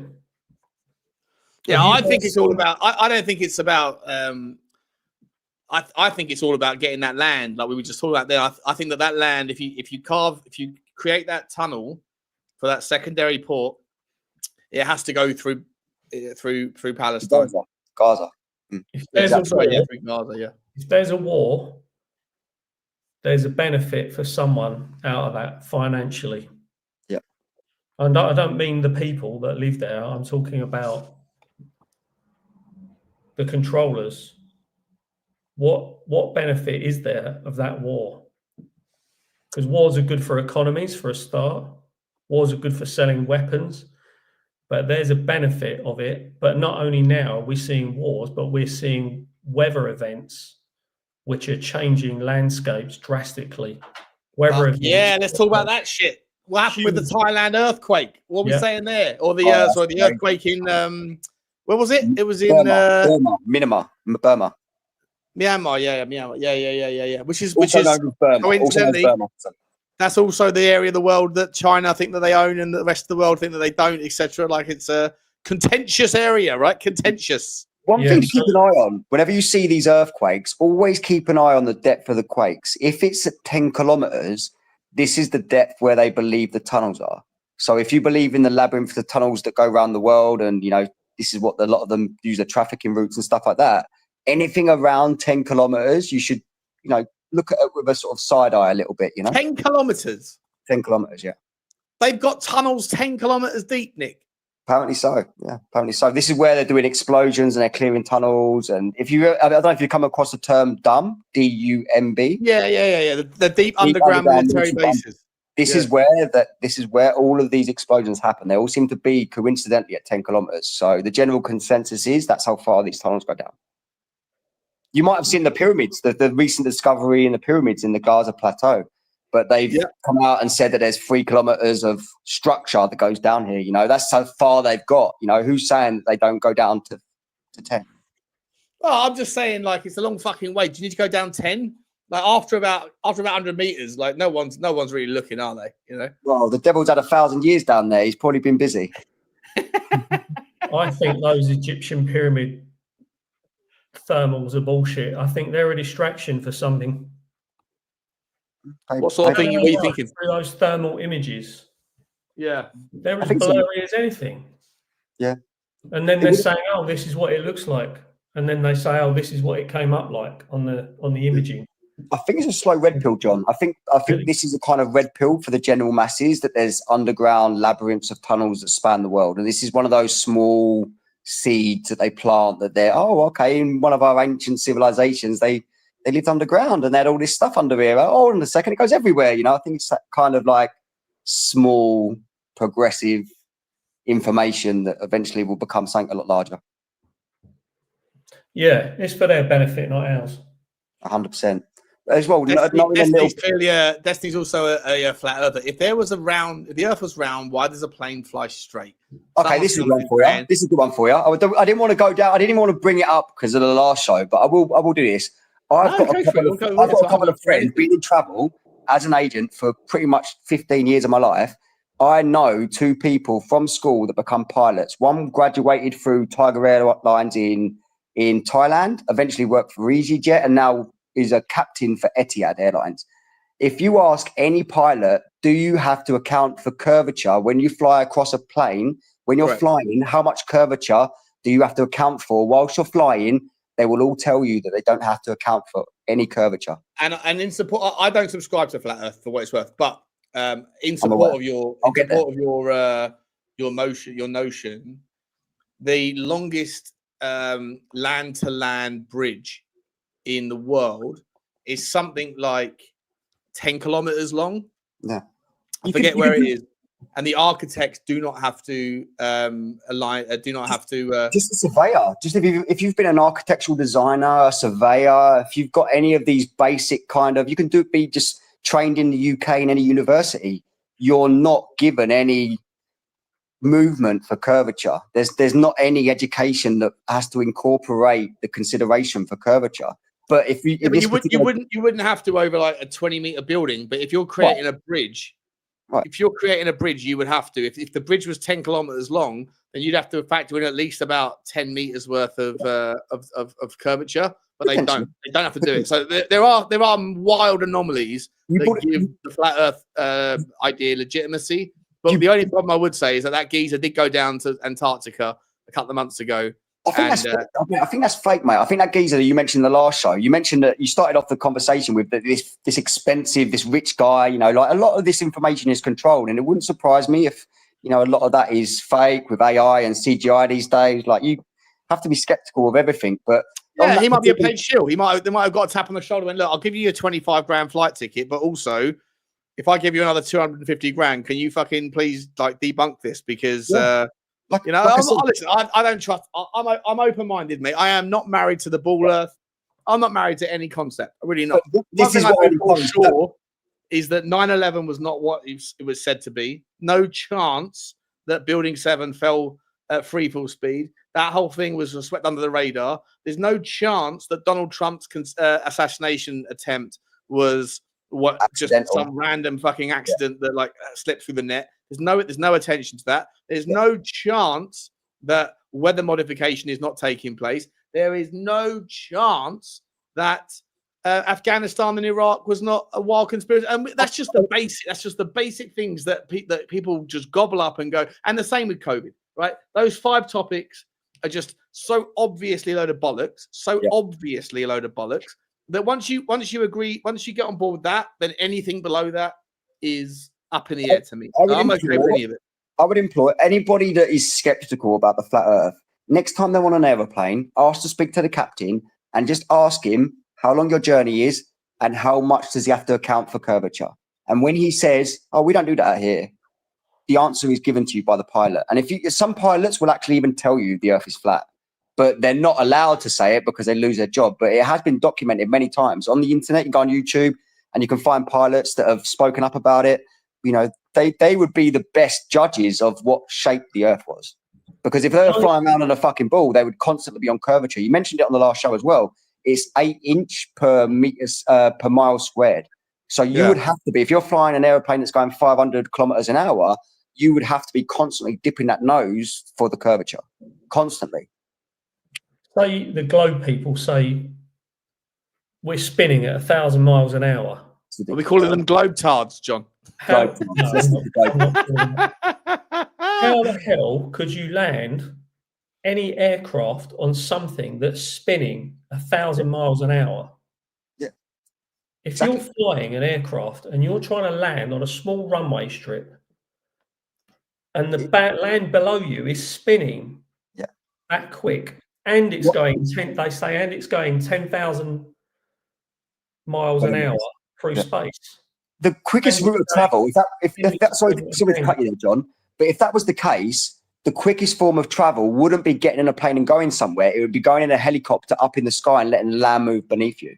Exactly. So they undo Yeah, but themselves. the scientists, and again, don't trust them. Sorry, John.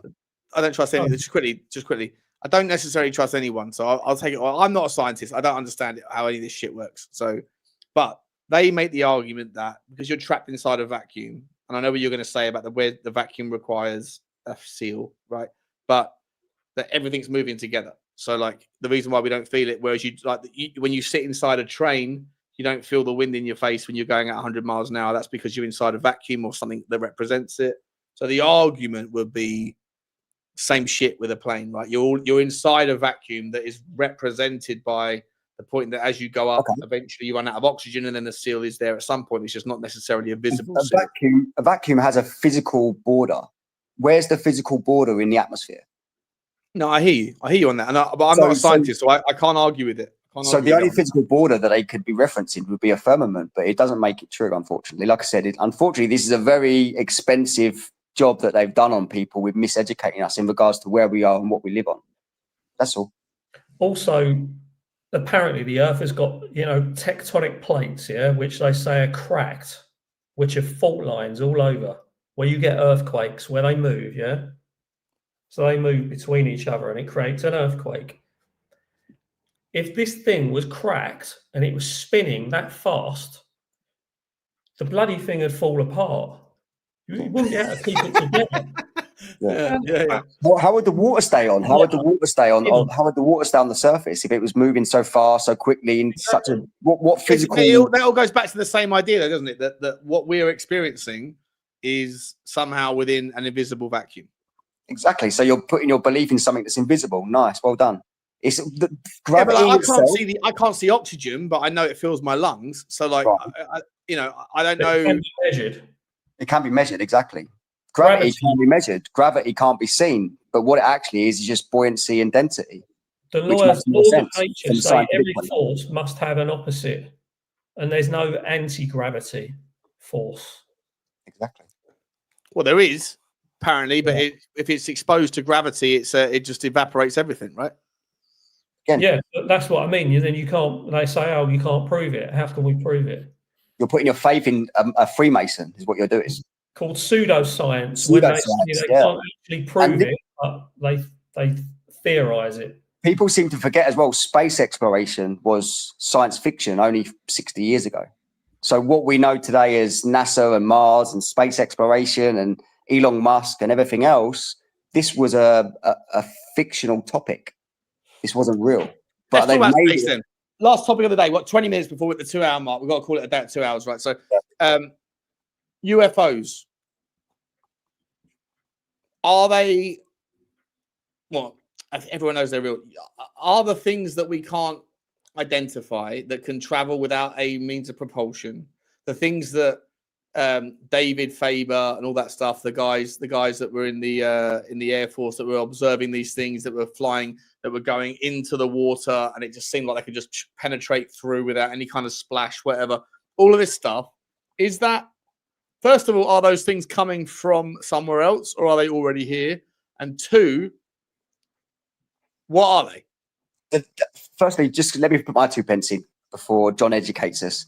Outside of the, I can hear you guys. It's got a closed door now. I can hear you guys. Just keep outside of the ice wall, if you believe what I believe, outside of the ice wall, there's more lands, and outside of these more lands are advanced civilizations, and they could have any type of technology to come and visit us and see us, and they wouldn't necessarily be coming from space.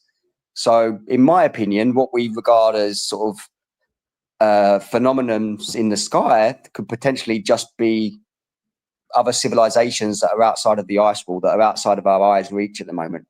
It doesn't necessarily mean they have to come from some other million, billion light years away or whatever people seem to sort of be given the consensus is happening.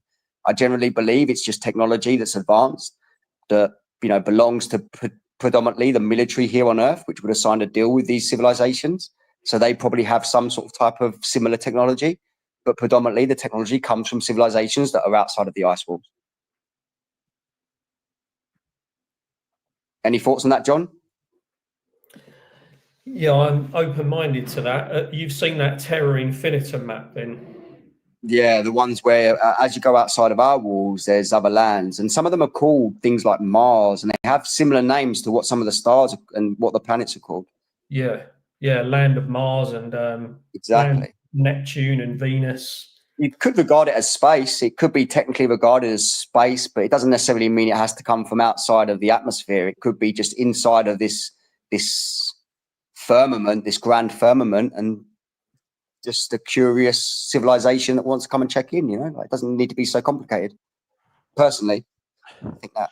Yeah, if there's a firmament, is the firmament like, where does the firmament extend to? Antarctica? What's your thoughts, Sean? Well, I don't think there is a firmament. I don't think there is. I don't believe in it. I think that the world is round. I do. Listen, I've dabbled with the flat Earth. I've dabbled with it, and I'm not married to it. I'm just saying that, like, there's inconsistencies in the story to me, which is things like, if there's a firmament and it's allegedly at the end of Antarctica, then how does the land beyond, which is also part of the flat Earth model, how does that operate if there is a firmament? And it doesn't matter whether there's a tunnel here or a little pathway out between certain parts of the Antarctic Ocean or whatever. That can't marry up with the rest of the flat Earth model if there's a firmament of which the ring of which is on the Antarctic shelf. The map that John just referenced actually meant that there's lots of firmaments over, and then a bigger firmament over all of them. So potentially there is sort of doors and gateways in between each of these universes, planets, whatever you want, how you want to reference it, you know. But there will be access What are the points. stars then? The firmament in the Bible, the stars are sewed onto the firmament. Yeah, but what are they? It's a body of water, as above, so below. It's a water. So that's why if you look at it closely through telescopes, you can see these are not physical, actual bodies. It's more like. So what's beyond the water? Because for me, right, for me personally, like, I don't believe any of it. Like, I'm not married. There's enormous. I'm not saying that you're. By the way, we're on the same page on 90% of the conspiracy stuff. On this particular one, I don't share it, but I'm not saying that I'm right and you're wrong. I'm open-minded on all of it, because you know what? There's so much that's wrong about the Big Bang. There's so much that's wrong about the idea of. Let's just take the concept of the universe is always expanding, right, from a singular point. As I said 1,000 times, if not, actually, I haven't said it 1,000 times. This is only episode 2. I've said it 1,000 points once. But the idea that everything started here and then went its own direction, if that's the case, then things over time should materially move away from each other. It doesn't matter whether the initial instance was here like that, and then you and the North Star are like this the whole way. It doesn't matter. Over time, you're going to pivot. And if you're going to pivot within the processional cycle that we spoke about on last week's show, which was, in a nutshell, that the pyramids are aligned to not to Sirius, not to the Orion's belt, but to the Draco and those star systems, right? And if that happens every 32,000 years or whatever it is, then that aligns with some model of precision that can't be real, even if people that are Egyptian experts believe in that, and they believe in Big Bang, and they believe in the idea of an expanding universe. It can't work in a world where everything is expanding away from a singular point, because over time you're not going to get back to a cyclicality that represents what it did at some point in the past. It's going to be moving away from it. So that doesn't make any sense. Second thing I'll say, I know you want to jump in. I will finish very quickly. Second thing I'll say is, if you are expanding into something else, if the universe is expanding, it has to expand into something. Yeah. Right? You can't just expand into nothingness. There has to be something that you are expanding into. And no one has ever, as far as I can tell, not the mainstream, not the people that are somewhat conspiracy theorists that dabble with certain topics, none of them have explained what it is that we're expanding into. And like a balloon, if you're expanding a balloon, right, gets bigger, that's the universe story. Okay, cool. But that balloon is filling up more space into something else. It's taking up more. If I blow a balloon up, I'm blowing a balloon up, and it's occupying more and more space within a room that I'm in. Yeah. So what the fuck is the room? If the universe is expanding, what's it expanding into? No one talks about it. It doesn't make any sense to me. The problem with that is theoretical science is exactly that. It's a theory. And the Big Bang is a theory. And they even made a TV show telling you it's theoretical science. By accepting theoretical science, you come away from grand design. Grand design is God's work. So whether you have to pick a side, do you believe in? But God's work is also belief, isn't it? God's work is also faith. Your faith is either you've either got faith in scientists or you've got faith in a book, right? But you still faith. By accepting Big Bang, you're not accepting that someone designed all this. That's the problem. Big Bang is coincidental. Not necessarily. Because that's the general consensus. The general consensus is that a Big Bang, everything just happened by coincidence. And science doesn't explain what the Big Bang, who caused the Big Bang, or what caused the Big Bang, right? I think it's bullshit, personally. I don't know about John, but I think the Big Bang is just a bunch of bullshit, to be honest. And I believe in a grand design and someone's craft, and a creator is a better way. And that's fine. That's absolutely fine. But my questions are: it doesn't matter whether you believe or don't believe in the round Earth, the globe, the flat Earth. It doesn't matter whether you believe in, like, I mean, next time we talk, I want to talk about the people in South America that had those stone etchings that already knew about and Nibiru, right? Like, let's talk about, is it Nibiru or something? The 10th planet? Nibiru. Right? We got to talk about that one as well, right? That's a whole nother mind fuck of a conversation, how these bastards fucking knew about that. But they also at the same time knew about Saturn and Neptune. But either way, my point is, I'm not saying you guys are wrong about flat Earth. I don't know. I'm not saying that the globe Earth is wrong. It could be some other fucking third party. It could be like Tottenham's third kit that you rarely see that is really the truth. And hopefully not the blood-stained one that we had last, like the dried blood color one that we had last season. That was horrendous. But for me, I just say that, like, any of this pseudoscience, it doesn't matter which one it is. I don't know what it is. I got no idea. I'm as likely to believe flat Earth as I am the other one. But flat Earth has its issues. Flat Earth doesn't, it can't be, it's not a perfect ideology for what it's worth. We had this conversation last time. People think that you can't fly from South Africa to Australia. You can. I've done it. So, like, on the flat Earth model, that's a small section of people. That's, again, these seeds are thrown out to mislead people. Can I just ask John one question? What was the one that threw you over the edge, John? What was that thing that made you change your mind about everything you was taught in school about the place we live? I like your pun there, threw me over the edge. The main thing is that water finds a level, and if the planet is 70% water, exactly, that's level wherever you look. Sea level. Yeah, water is never curved and static. If you go and put a football or a basketball out in your garden, you pour water over it, it doesn't stick to it. So surely gravity would make it stick to it. If people say gravity is holding all the water in, yeah, it allows. Have you ever dripped like have you ever soaked a ball in, like a tennis ball, in water? Yeah, the water runs off it eventually. The water runs off it eventually. Yeah, but it doesn't. Don't stick to it. Doesn't stick to it. No. That's what they're telling us is happening right now, because we're going so fast. It's all sticking to the ground. Doesn't make any sense. What John's basically saying is common sense. The answer to that question is common sense. I can see it with my eyes. I look out on the horizon, out from a beach or from a cliff top, and I can see flat. And as far as I can see is as far as my eyes will allow me to, and the level I'm at, and the distortion of the moisture in the air, because those things have been proved by experiments as well. Yeah. And the other thing, Sean mentioned it actually. The lake, I think he referenced it in the last one. Was it Lake Titicaca in Peru? Because they did that to me was when I saw that, and I saw it on a live. It wasn't live, but I saw it on a live recorded show, and they literally set up the laser. Like, basically what I did with this Mac, right? So I got this Mac, and I put up my camera and I recorded the entire unboxing, right? Because I know what Apple were going to say. You fucked around. The reason why all these errors and these hackers things is because fuck it. Let's unbox it. Let's put it together. Let's go for the whole. And I recorded the whole thing. And then the very first thing I did was let's now go to the diagnostics, and then just thousands of errors, right? Thousands and thousands. So I then showed that to a cybersecurity company in Italy, and the guy was like, wow, that's clearly Porn. something that's sophisticated, probably even beyond our, like, there's no way that that can be done. Anyway, long story short, this Lake Titty car Titty car thing, the video that I saw, and it's now been scrubbed as always.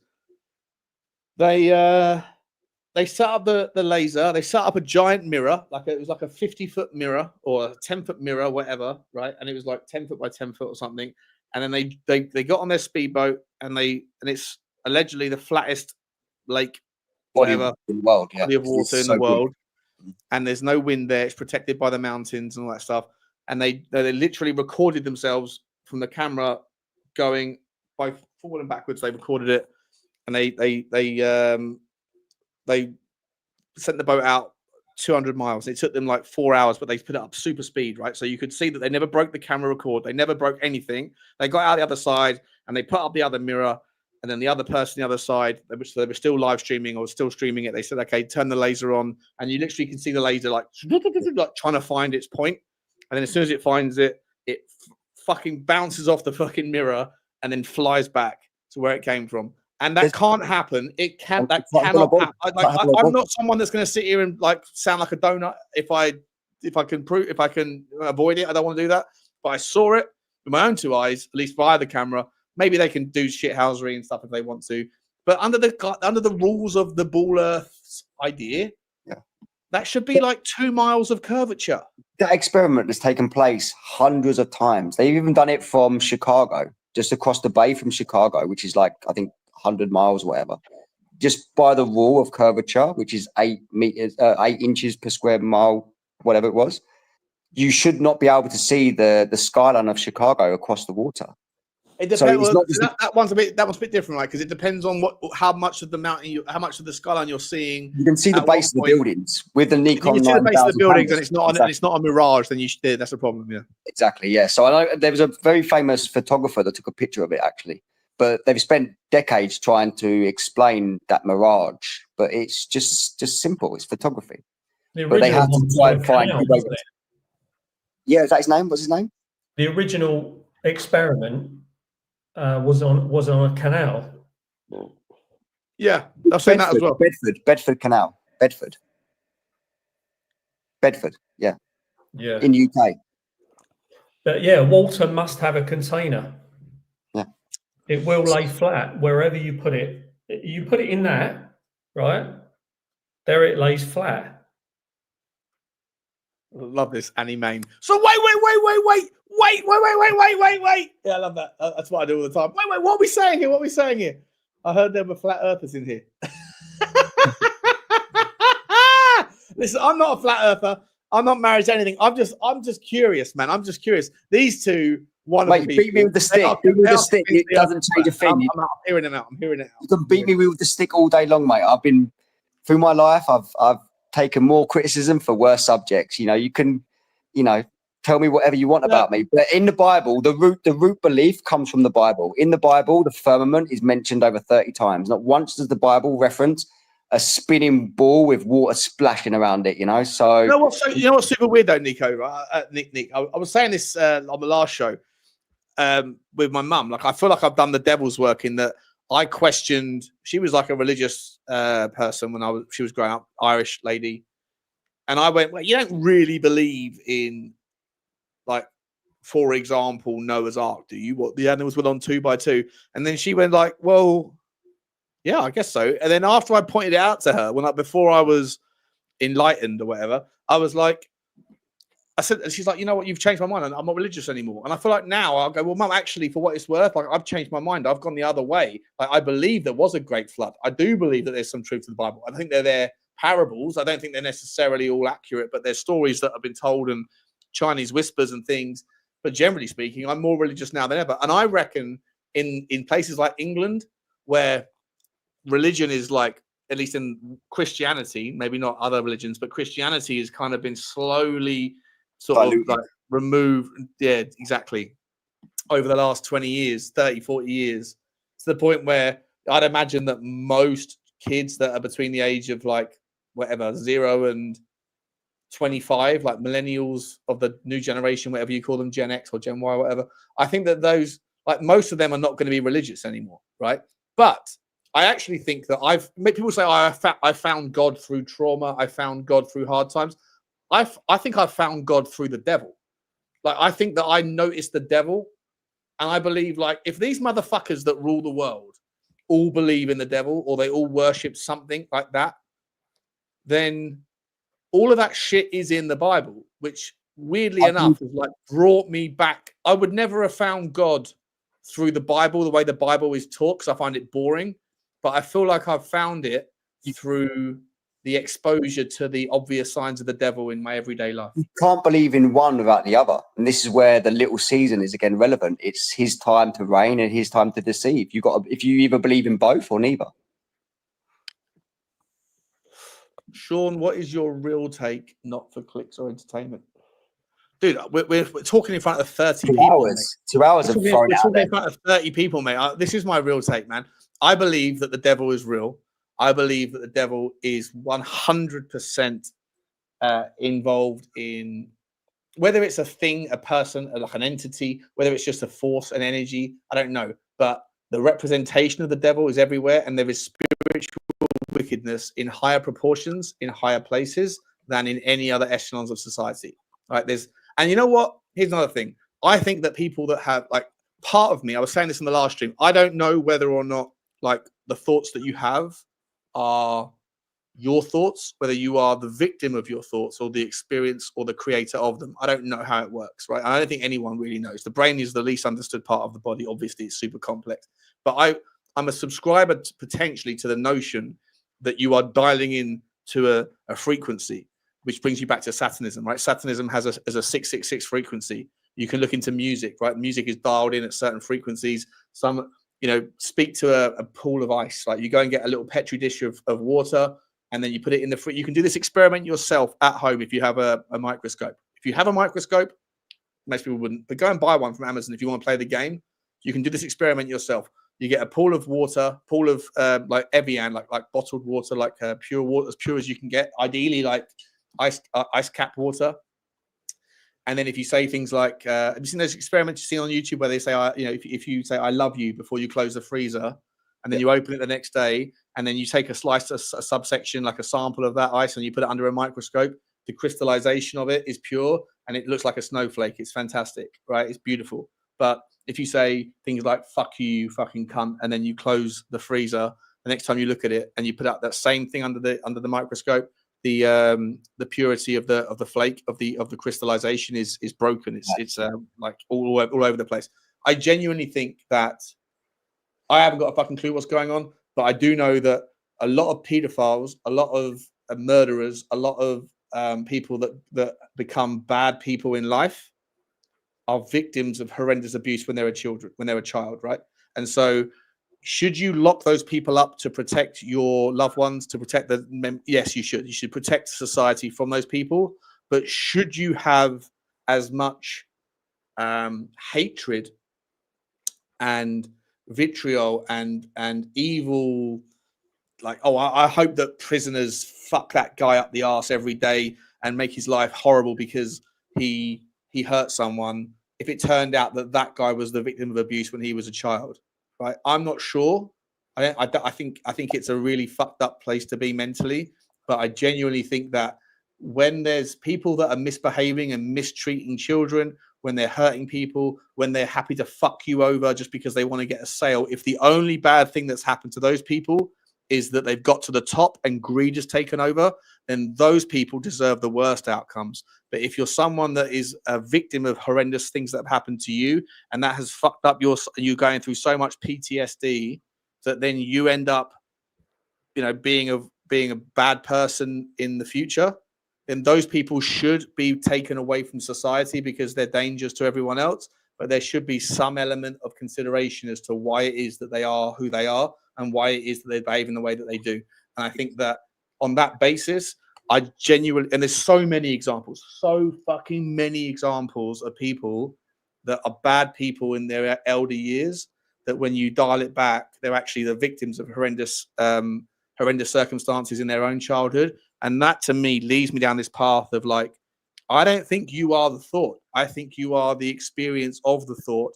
and you are maybe you might be the creator of it, or you might be the victim of it, depending on how that works. But I don't understand it, but I think it's a frequency that you're dialed into more than, it's not you, it's something that you're experiencing. I don't know if that makes sense, but God gives us free will. So just because you're subjected to some sort of type of trauma, like you say, it doesn't mean that you have to replicate it. You know, it takes a strong personality and a strong character to not repeat what's happened to you. So just because you fell down that road, I don't think it gives you an excuse to continue what will happen to you. You know, this is one of the tests that you're given here on Earth. Do you replicate what you was exposed to, or do you go in a more positive direction away from what it was and try and take the benefits away from it? And if you do, is that divine intervention, or is that something that you've manifested yourself? I don't know. I don't know. I'm nowhere near smart enough to understand the shit. You know, even the things that I've studied, I don't know. You know, when I was an investment banker, I swear to God, the best decisions I ever made were gut instinct, and they were nothing to do with the things that I was taught at university about economics. All that shit. And some of the stupidest decisions I ever made were based on, well, fundamentally, you know, this stock can't behave like this anymore. Because, and then you go, okay, so I'm leaning into my training. Okay, cool. And then you end up fucking down 20%, right? And you like, trust your gut. There's something that's more powerful than education, and it's intuition. It is something that's deep inside you that we don't understand yet.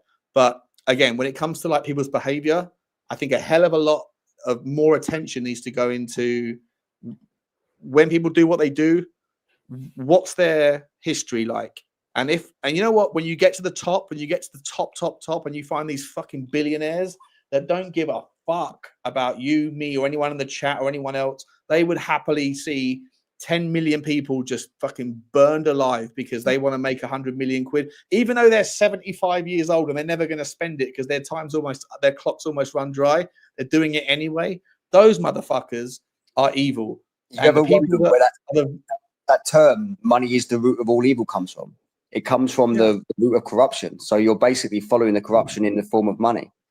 So you're 100% correct. The most evil people I've ever met have generally been the most successfully rich people, and I've met a lot of rich people, a lot.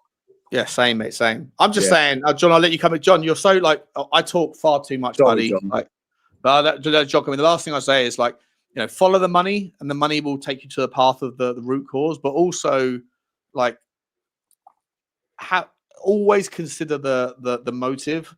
Why is it that someone's doing what they're doing, and have a little bit of sympathy for people who perhaps are the victims of things that have happened to them before you judge them on why they do what they do. Because, you know, you need to protect society from bad people, but sometimes bad people are just fucked up from things that have happened to them that's not their fault either, you know? Sorry, John. So, do you guys know what I do for a living? What work I'm in? Would love to know. But I now do. Yeah, you're a dog trainer and a people trainer, right? I used to be a dog behaviourist. Yeah, alongside of that, I've been working as a counsellor and a life coach since 2015. I started my training back in 2008. And there's a lot of different takes and opinions on this, on the behaviour of people that have been abused.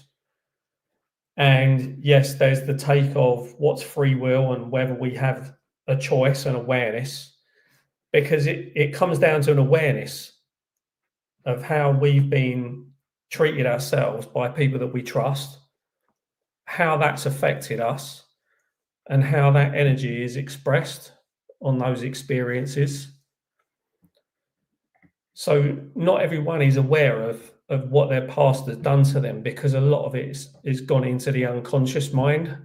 So it's been pushed so far deep down that they don't even remember it. It was so traumatic that they can't physically access it without having something such as hypnotherapy or some type of work with a specialist to uncover these things. So I think there's both sides of the experiences that can be taken into account of, are we aware of it? Are we aware of how we were affected by these things? The more we're aware of it, the better that we can understand it and how it's affecting us. When we're not aware of it, then we are going to express it in ways that we don't actually know that we're doing. That's where you get people who are sociopaths, psychopaths, and so on, narcissists, where they don't realize actually how they're affecting other people, where they lack empathy. Well, they don't care, right? What's that, sorry? Or they just don't care. Like some people, I know people that are nice people. Like they're like, I think there's one or two of them, to be entirely honest, that I've come across in the Tottenham community that are like nice people that have got a way about them that you can, have a chat with. But then you hear stories or you see other things and you kind of go, like, there's something a little bit sociopathic about the inability to see the hypocrisy in actions. And like, I'll do it this way, but I expect other people to do it that way. Or, like this, I see it all the time in every walk of life, like on micro levels. I'm not calling people like murderers or anything, but just on the micro level, like the sort of people that you walk around and have conversations with in your local community, like people that you come into contact with day to day are blissfully unaware and don't give a fuck about what they say versus what they expect of others versus what they do. And it's just like this inability. And when you point it out to them in as nice a possible way as you can, the inability for them to see it.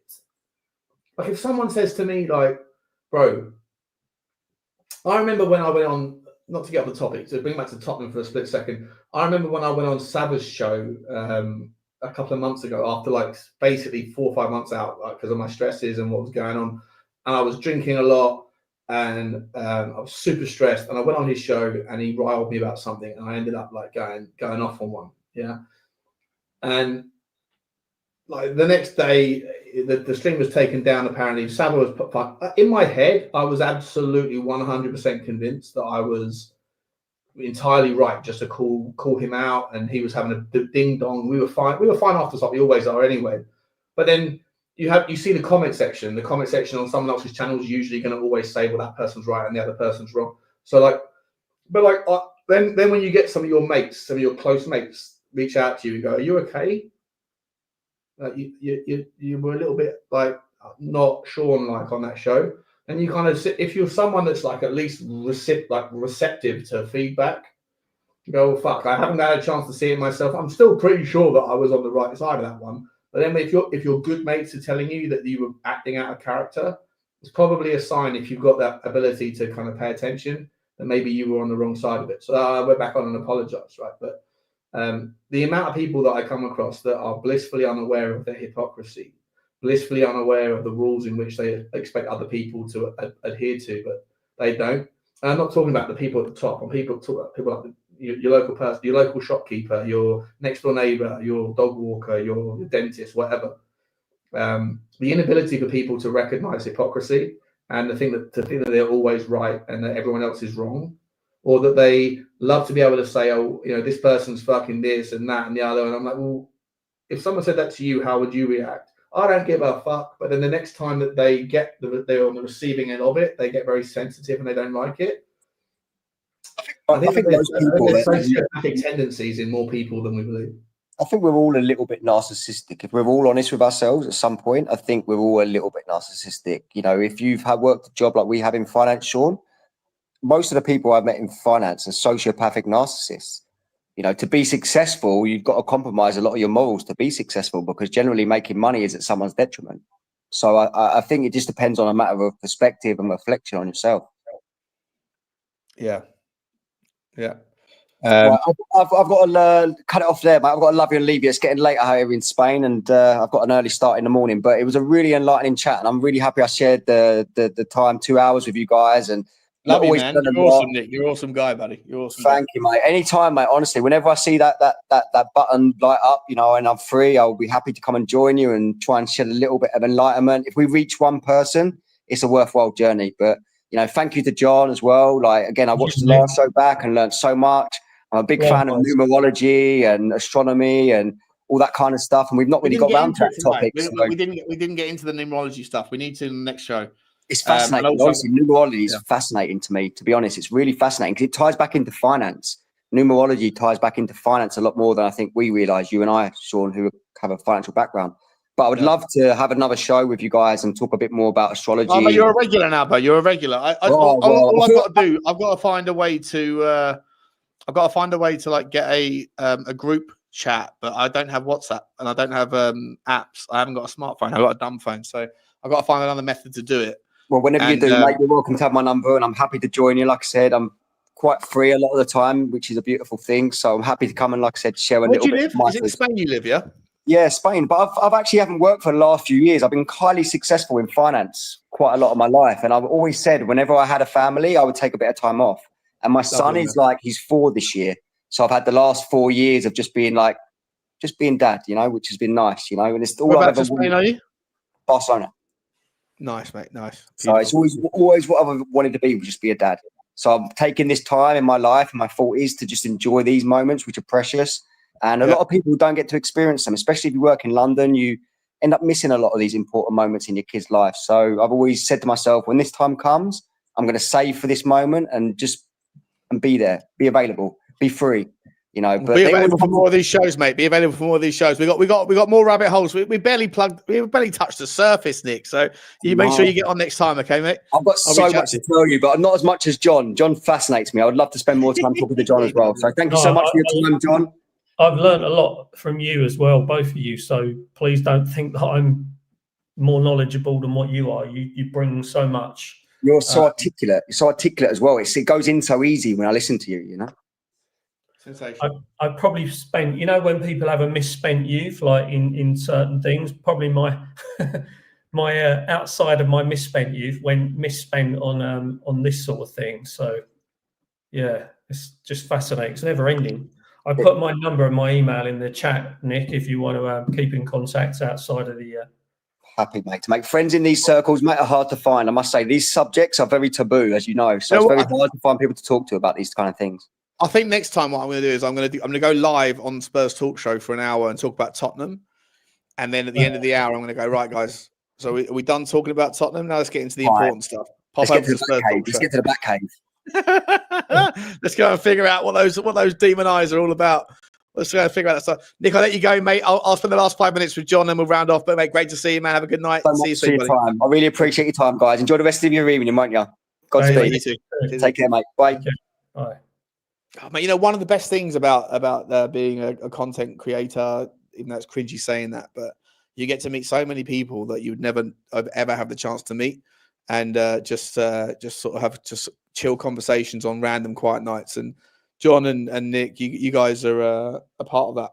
I would never have met you if it hadn't been for the Spurs thing, I think. And you know what? Not just that, actually, but the amount of people that have reached out regarding my cyber security issues, and people reaching out, saying, "Oh, I can help you here. Maybe I can, maybe I can't, but let me know if you're interested." Just random sort of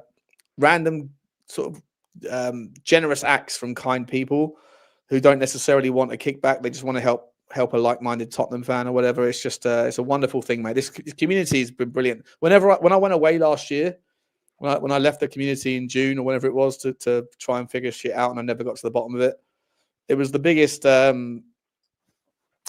hole of all of this shit has been was that 6 months where I disappeared. I felt like I lost an arm, But now we're moving away from Tottenham and getting into conspiracy stuff. I feel like we can find a whole new bunch of people to chill with and to chat things about.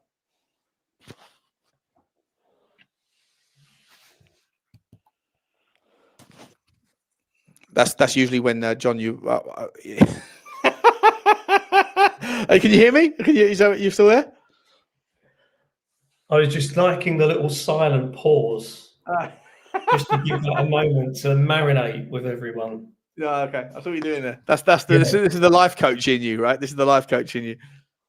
Yeah, I just thought that was really cool that you found some sort of peace through those people connecting to you. It can be a horrible experience going through what you went through, and it could have created you to be a really angry, frustrated person over all this. But for people to come through and offer help and connect to you through that and say, look, if you need something, I can help you possibly.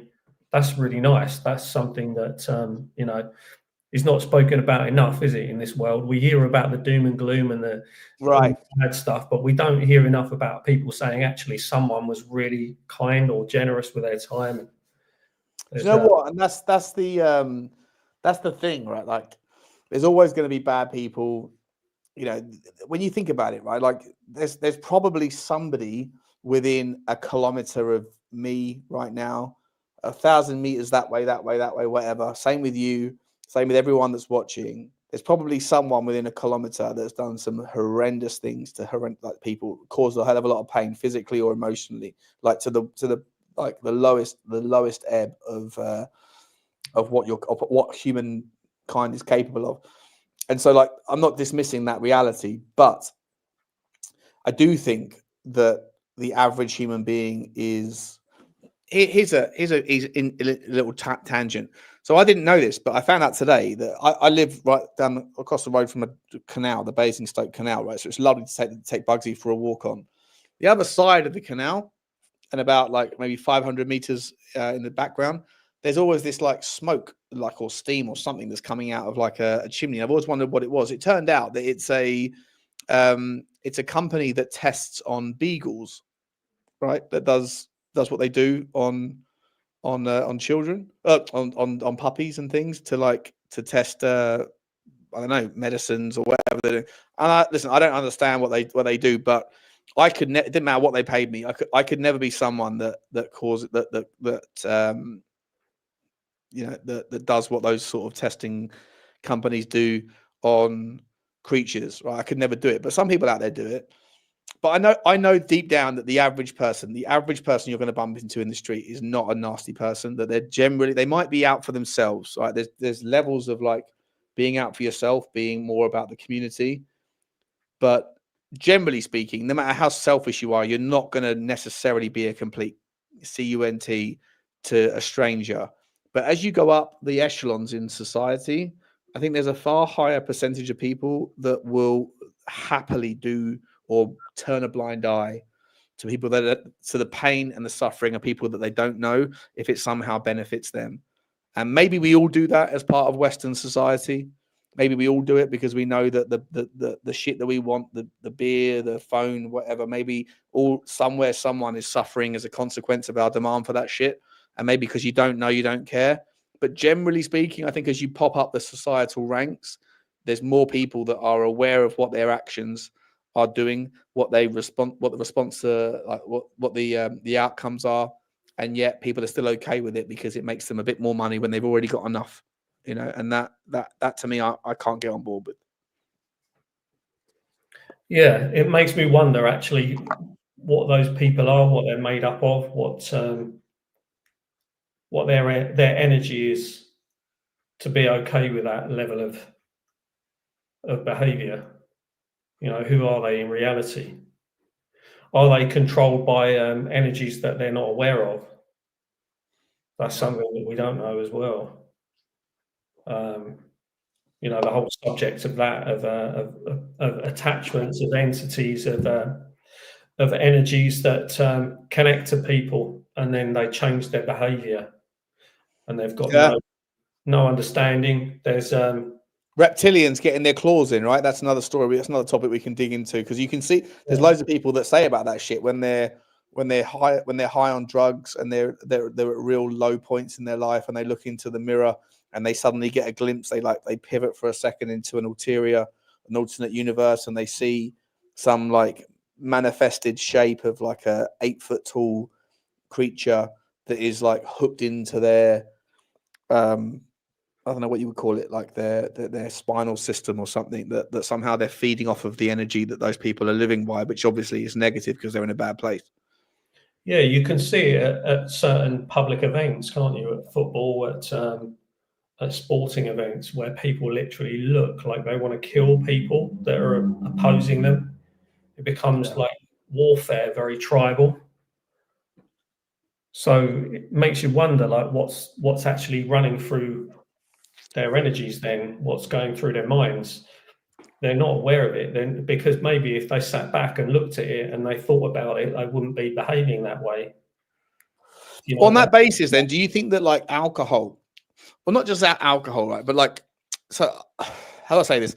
I don't have any. I'm not a judgmental person, right? Like I don't think that because some old man in a white wig at some point in time decided that something was legal and something else wasn't, that therefore it's a different conversation than things that are legal but that also alter your consciousness. Alcohol kills more people every year than drugs ever have. Smoking, coffee is a consciousness alternator, right? Same with food, right? People act differently when they're hungry than they do when they're full. Like everything that you consume, even the air that you breathe, if it's pure, you can think clearly, and if it's not, you think cloudy, right? So everything that you consume, whether you're drinking it, eating it, smoking it, inhaling it on some level, injecting it, or otherwise, everything that you're doing can affect your consciousness. But certainly alcohol is an example of something that, when it's aligned with tribalism, groupthink, then the behavior of someone can be so abhorrent in that environment that if they were to be shown, I mean, I've seen it before, mate. Like I said, I mentioned that conversation earlier about on Savage show months ago. Had I seen that back myself, I probably would look at that, and even if I could justify my own behavior, I would still look at that and cringe, right? I would still look at that and kind of go, fuck, what am I doing? That's not who I am. Why am I getting in an argument about fucking Aston Villa? What are we doing here? You know? But like everything, you know, whatever you're going through, the input doesn't have to be tangible. It might be something you've eaten or drunk or smoked or snorted or inhaled or whatever, but it also could just be the stresses that are going through your body. But it changes who you are, right? So are we saying that you're mentioning like the idea of groupthink in a football environment where people want to rip each other's faces off just because that person happens to support a team in red rather than a team in white? Are we suggesting that that sobriety is the only path? Are you sober, by the way? Like, not now, but I mean, generally speaking, are you someone who lives a sober life, or are you someone that still participates in? I haven't drunk for a while. The last time I had a drink was probably, I think, in January or February. But yeah, I had health issues, gut health issues, so I had to stop drinking anything. And Right. it's been a long time since I've been out and actually drank to a level where I've been drunk. Right. Many years. But yeah, it's just maybe more a conscious health thing. But yeah, I do think that is alcohol a poison? And if that's so, is that like a manifestation of the devil or the evil of society? For me, I think it's really everyone is different in how it affects them and how they consume it. Because in different countries, people will just have a beer, whereas a lot of people in the UK, they will drink to get drunk. So they're drinking to alter their experience. Yeah, they want escapism. So yeah, when they're unhappy, right? They're unhappy. yeah, and when that comes with the tribalism of a football match, and there's an opposition, which is what they're known as, aren't they? The opposition. Mm-hmm. So then it becomes like, okay, you're getting to Saturday or Sunday, and you're going to go out and drink, and you're going to go and start this tribalism, and then when you get to a point where the drink maybe takes over, where you're not coherent, you're not thinking clearly, then people behave in ways maybe that they wouldn't. Yeah. Because yeah, this country, the UK, is very much the history of people that that sailed from the country, whether they were merchants or whatever it was, or they were in the Navy. They would drink before they left port. They would get Well, yeah. drunk. I mean, you look at people in the war, right? Like the Nazis would for the Blitzkrieg, they were giving their fiercest, fastest, and fittest. They were dosing them up on amphetamines, methamphetamines, right, and making them, supercharged and getting the job done. You know, I think all of these things have got a place, as long as you can handle yourself, as long as it's not affecting other people, I think you should be free to do whatever you want to do if you want to do it with your own body, right? Like there should be body autonomy. But I do think there's consequences that people have to be aware of. Like if it's affecting you, if you go to a football game and you chug back a few beers and you end up being a complete donut, then it's not a great thing. But at the same time, I would also subscribe to this notion that I don't know if anyone ever knows who they are. Like I think that I don't care if you're sober and you've been sober. And by the way, congratulations to Spurs King for sobriety, mate. If you're enjoying it, then good luck and continue. What I would argue is, right, anyone, no matter if you're sober or drunk, if you're hiding from things, if you've got skeletons in your closet, if you're worried about other people's perceptions, or regardless of your environment, however comfortable you are in your own skin, I would still make the argument that no one really is a single version of themselves, that everyone puts on an act in every environment that they're in of some kind. Right, like there's a version of me that I will show to my parents. There's a version of me that I will show when I'm hungover. There's one that I will show when I'm in, gym mode and I'm happy and positive about myself. There's always something you're holding back. There's always something you're pushing forward, which isn't necessarily the true version of you. I don't think any one person has one version of themselves. I think they always show. Would anybody be the same version of themselves when they are with their wife or their husband in bed as they are with their mother at Sunday roast? I don't think so. Are you the same person in front of your boss as you are with your inferior? I don't think so. I think that there's a million versions of, or not a million, but like a significant amount of different versions of yourself. And then the drunk version of you, the tribalistic, the football version of you is just another thing to latch onto that. Even if you weren't somebody who went to football, you might look at people that go in that, why would you act like that?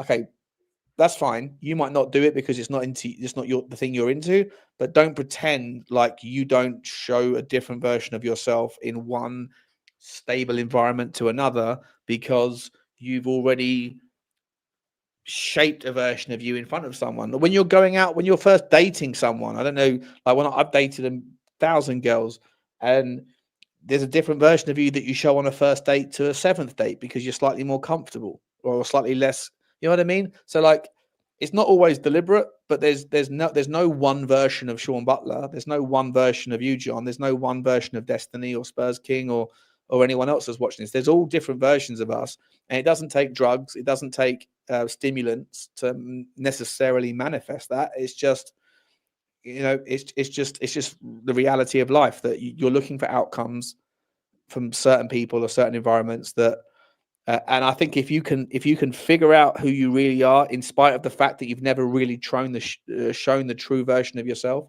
to anyone, if you can figure out what that true version of you is and be honest and open, and I think that pathway starts with reducing the lies that you say. Right? Stop trying to be the big boy. Stop trying to impress people. Stop trying to be worried about who they think of you or what they think of you. If you're, worried about them knowing that you smoke a cigarette or that you do drugs or that you're not as rich as you want to pretend that you could be. Whatever, right? Like if you can really be honest as much as possible, honesty is the pathway to a truer version. But I still think even within brutal honesty, because you don't know yourself, you're always going to give off some sort of version of you that's not real. Yeah, I've known some brutally honest, arrogant people who are honest about who they are, but they really don't care how they're coming across. So they're maybe not aware of their actions, how it affects other people, but they're completely honest and they're okay with that. But yeah, I agree. We're all being who we are in each different moment in time. Like the Japanese saying, a man is whatever room he's in. So you, like you said, you step into the room of whatever room you're in, exactly. Yeah. Whatever room you're in, exactly. Yeah, 100%. You step into the room of a business owner, whether you're an employee of theirs or a contractor, and you maybe going to see things that they have to be a little bit different in terms of how you conduct yourself. So yeah, matching social skills are very relevant. As long as you're not lying to yourself and you're just completely fragmenting your personalities over different situations. I think everyone's lying to themselves, though. I think everyone is lying to themselves, not deliberately. I think some people, they cope by pretending that they're someone that they're not. But on top of that, I think that most people don't know who they are. Like, we're all hypocrites, mate. And I don't think it's a deliberate thing. I think sometimes it's like just people that are just completely unaware of what they say versus what they expect of others. I say this about Tottenham fans, right? Like I say it so much about the Daniel Levy debate. I say it all the time. I say, it's very easy to have unrealistic expectations of things that you have no control over. People are like, Daniel Levy's a fucking this and a fucking that and blah, blah, blah. Okay, cool. Maybe he is. I don't know him. Maybe he is. But he's not perfect. He's a human. And not just Daniel Levy, by the way. It's Tottenham generally. Like, a lot of people think that they are a winner. They have a winner's mentality because they have these expectations of other people. I'm a Tottenham fan. I've been waiting this long. It's unacceptable for us not to have a trophy. Right? Cool. Okay, fair enough. Maybe you're right about that. Maybe you're not. There's other things going on. There's like, in order for Tottenham to win, 19 other teams have to lose. Right? So you have to consider their variables, and they all have their own unique circumstances and bad days and good days and all that shit. But Tottenham specifically, fine, whatever. But do you hold these high expectations that you have for our football club? Do you hold yourself to those levels? I don't think anyone does. I think a lot of these people were losers in life, and they manifest their frustrations with their own output by pushing that expectation onto others. Oh, somehow I can be a winner by demanding excellence from others, And Yeah, I think it's just not knowing yourself, not being okay with where you are, not being comfortable with the shit that you've got, the life that you've made. Your lot is not enough. It's never enough because no one ever has enough. You look at the billionaires. Once they become a billionaire, they want to be a trillionaire. Right? There's no one's ever happy, mate. Happiness is a myth. Contentment is the most you can achieve, in my opinion. Happiness is momentary. Contentment might be permanent, but you have to readdress what it is that's important to you. And if you're seeking that validation from external sources, good luck. You're never going to find it, ever. Yeah, we see people comment, don't we, like on Twitter and YouTube about Spurs ruining their weekend. You see these memes, don't you, about me going into the weekend and it's like a happy face, and then there's like a darkness behind them, and then saying like Spurs, as if, okay, the outcome of the football match is going to either make or break your weekend. And that's putting a lot of emphasis, like you say, onto the external. Yeah. What that external situation, whether you deem it good or bad, is going to create happiness or unhappiness in you, how you feel about yourself. That's a big thing to give over, to hand over. It's easy to hand over, though. It's easy to hand over. The far harder part is recognizing that you've got to take that responsibility back and put it in here, right? And in here, and say, oh, hang on, I'm sure you can hear me. It's far easier to hand it over. You got to take that shit back and then say, like, it's on me to be happy. It's on me to feel content. And that's a harder thing because you don't have any excuses then, right? Your excuses stop the second that you stop expecting other people to make you fulfilled. Fulfillment starts within, and it's a very, very difficult thing because most people are. It's like I say, talk is cheap, right? It's easier to expect others to do the things that you want to do, and ultimately, even if they do achieve it, it's a moment, and you won't. That's not. You'll then feel less fulfilled because someone else has done what you should be doing yourself. The hardest trick is to convince yourself to get out of bed, and a day when you make fewer mistakes than you do good decisions is a really good day, but that's not enough for a lot of people, John. It's. The world has been tricked. The world has been tricked by the devil. And this is where I think we should leave it, mate, because we're going 2 hours and 40 minutes. But for me, like the world has been tricked by the devil to think that if you consume more, which requires money, by the root of all evil, then you'll be one step closer to fulfillment, and you won't be. You won't be. Like, fulfillment starts within. Yes, you can take little moments and breaks away from your own life and watch your Tottenham, watch your whoever. But like, accept it for what it is. It's a distraction, but it's only temporary. And really, you've got to get back to focusing on things that matter to you, and only you can fix that shit. Only you, no one else. What a great way to end. Mate, John, I love you to pieces, buddy. I want to do more of these. I'm going to become far more fluent and more prepared. Next time we're going to go live, I'm going to have like 1,000 screenshots. We're going to stick to a specific topic, a specific. So I'll let you know in due time as well. Like, I'll give you a few days as well to get yourself ready for it, mate. You're a very smooth talker, John. Love you to pieces. Love Nick as well. Is there anywhere if anyone wants to find you, mate? Is there like a Twitter handle or something people can jump on? Yeah, I've got probably best on my Facebook. I can put. What do you want me to? Do you want to put my my website? Yeah, I'll stick it in there. Yeah, what is it? It's Dog Whispering, isn't it? Dogwhispering.co.uk. It's my name, johncarini.co.uk. John Carini. CARINI. That's it. .co.uk. There you go. Ladies and gentlemen, if you're interested in John's mellifluous tones, then you can find more about him right here. johncarini.co.uk. Guys, yeah, listen, it was a little bit we were just throwing it out there tonight, just seeing what's going for 3 hours, though. It's late. So we'll do more of it. But this next time we're going to do it, we're going to talk with one specific topic, and we're going to go deep into the rabbit hole. But yeah, that's Sean Butler TV. If you like it, hit the like button, hit the subscribe. We'll see you on the next one. Love you, John. Thanks very much. Thank you to Nick as well. If you're still watching in the background, buddy, you're an absolute superstar. Love you, my man. Thank you to the people that have chimed in: Destiny, Chris.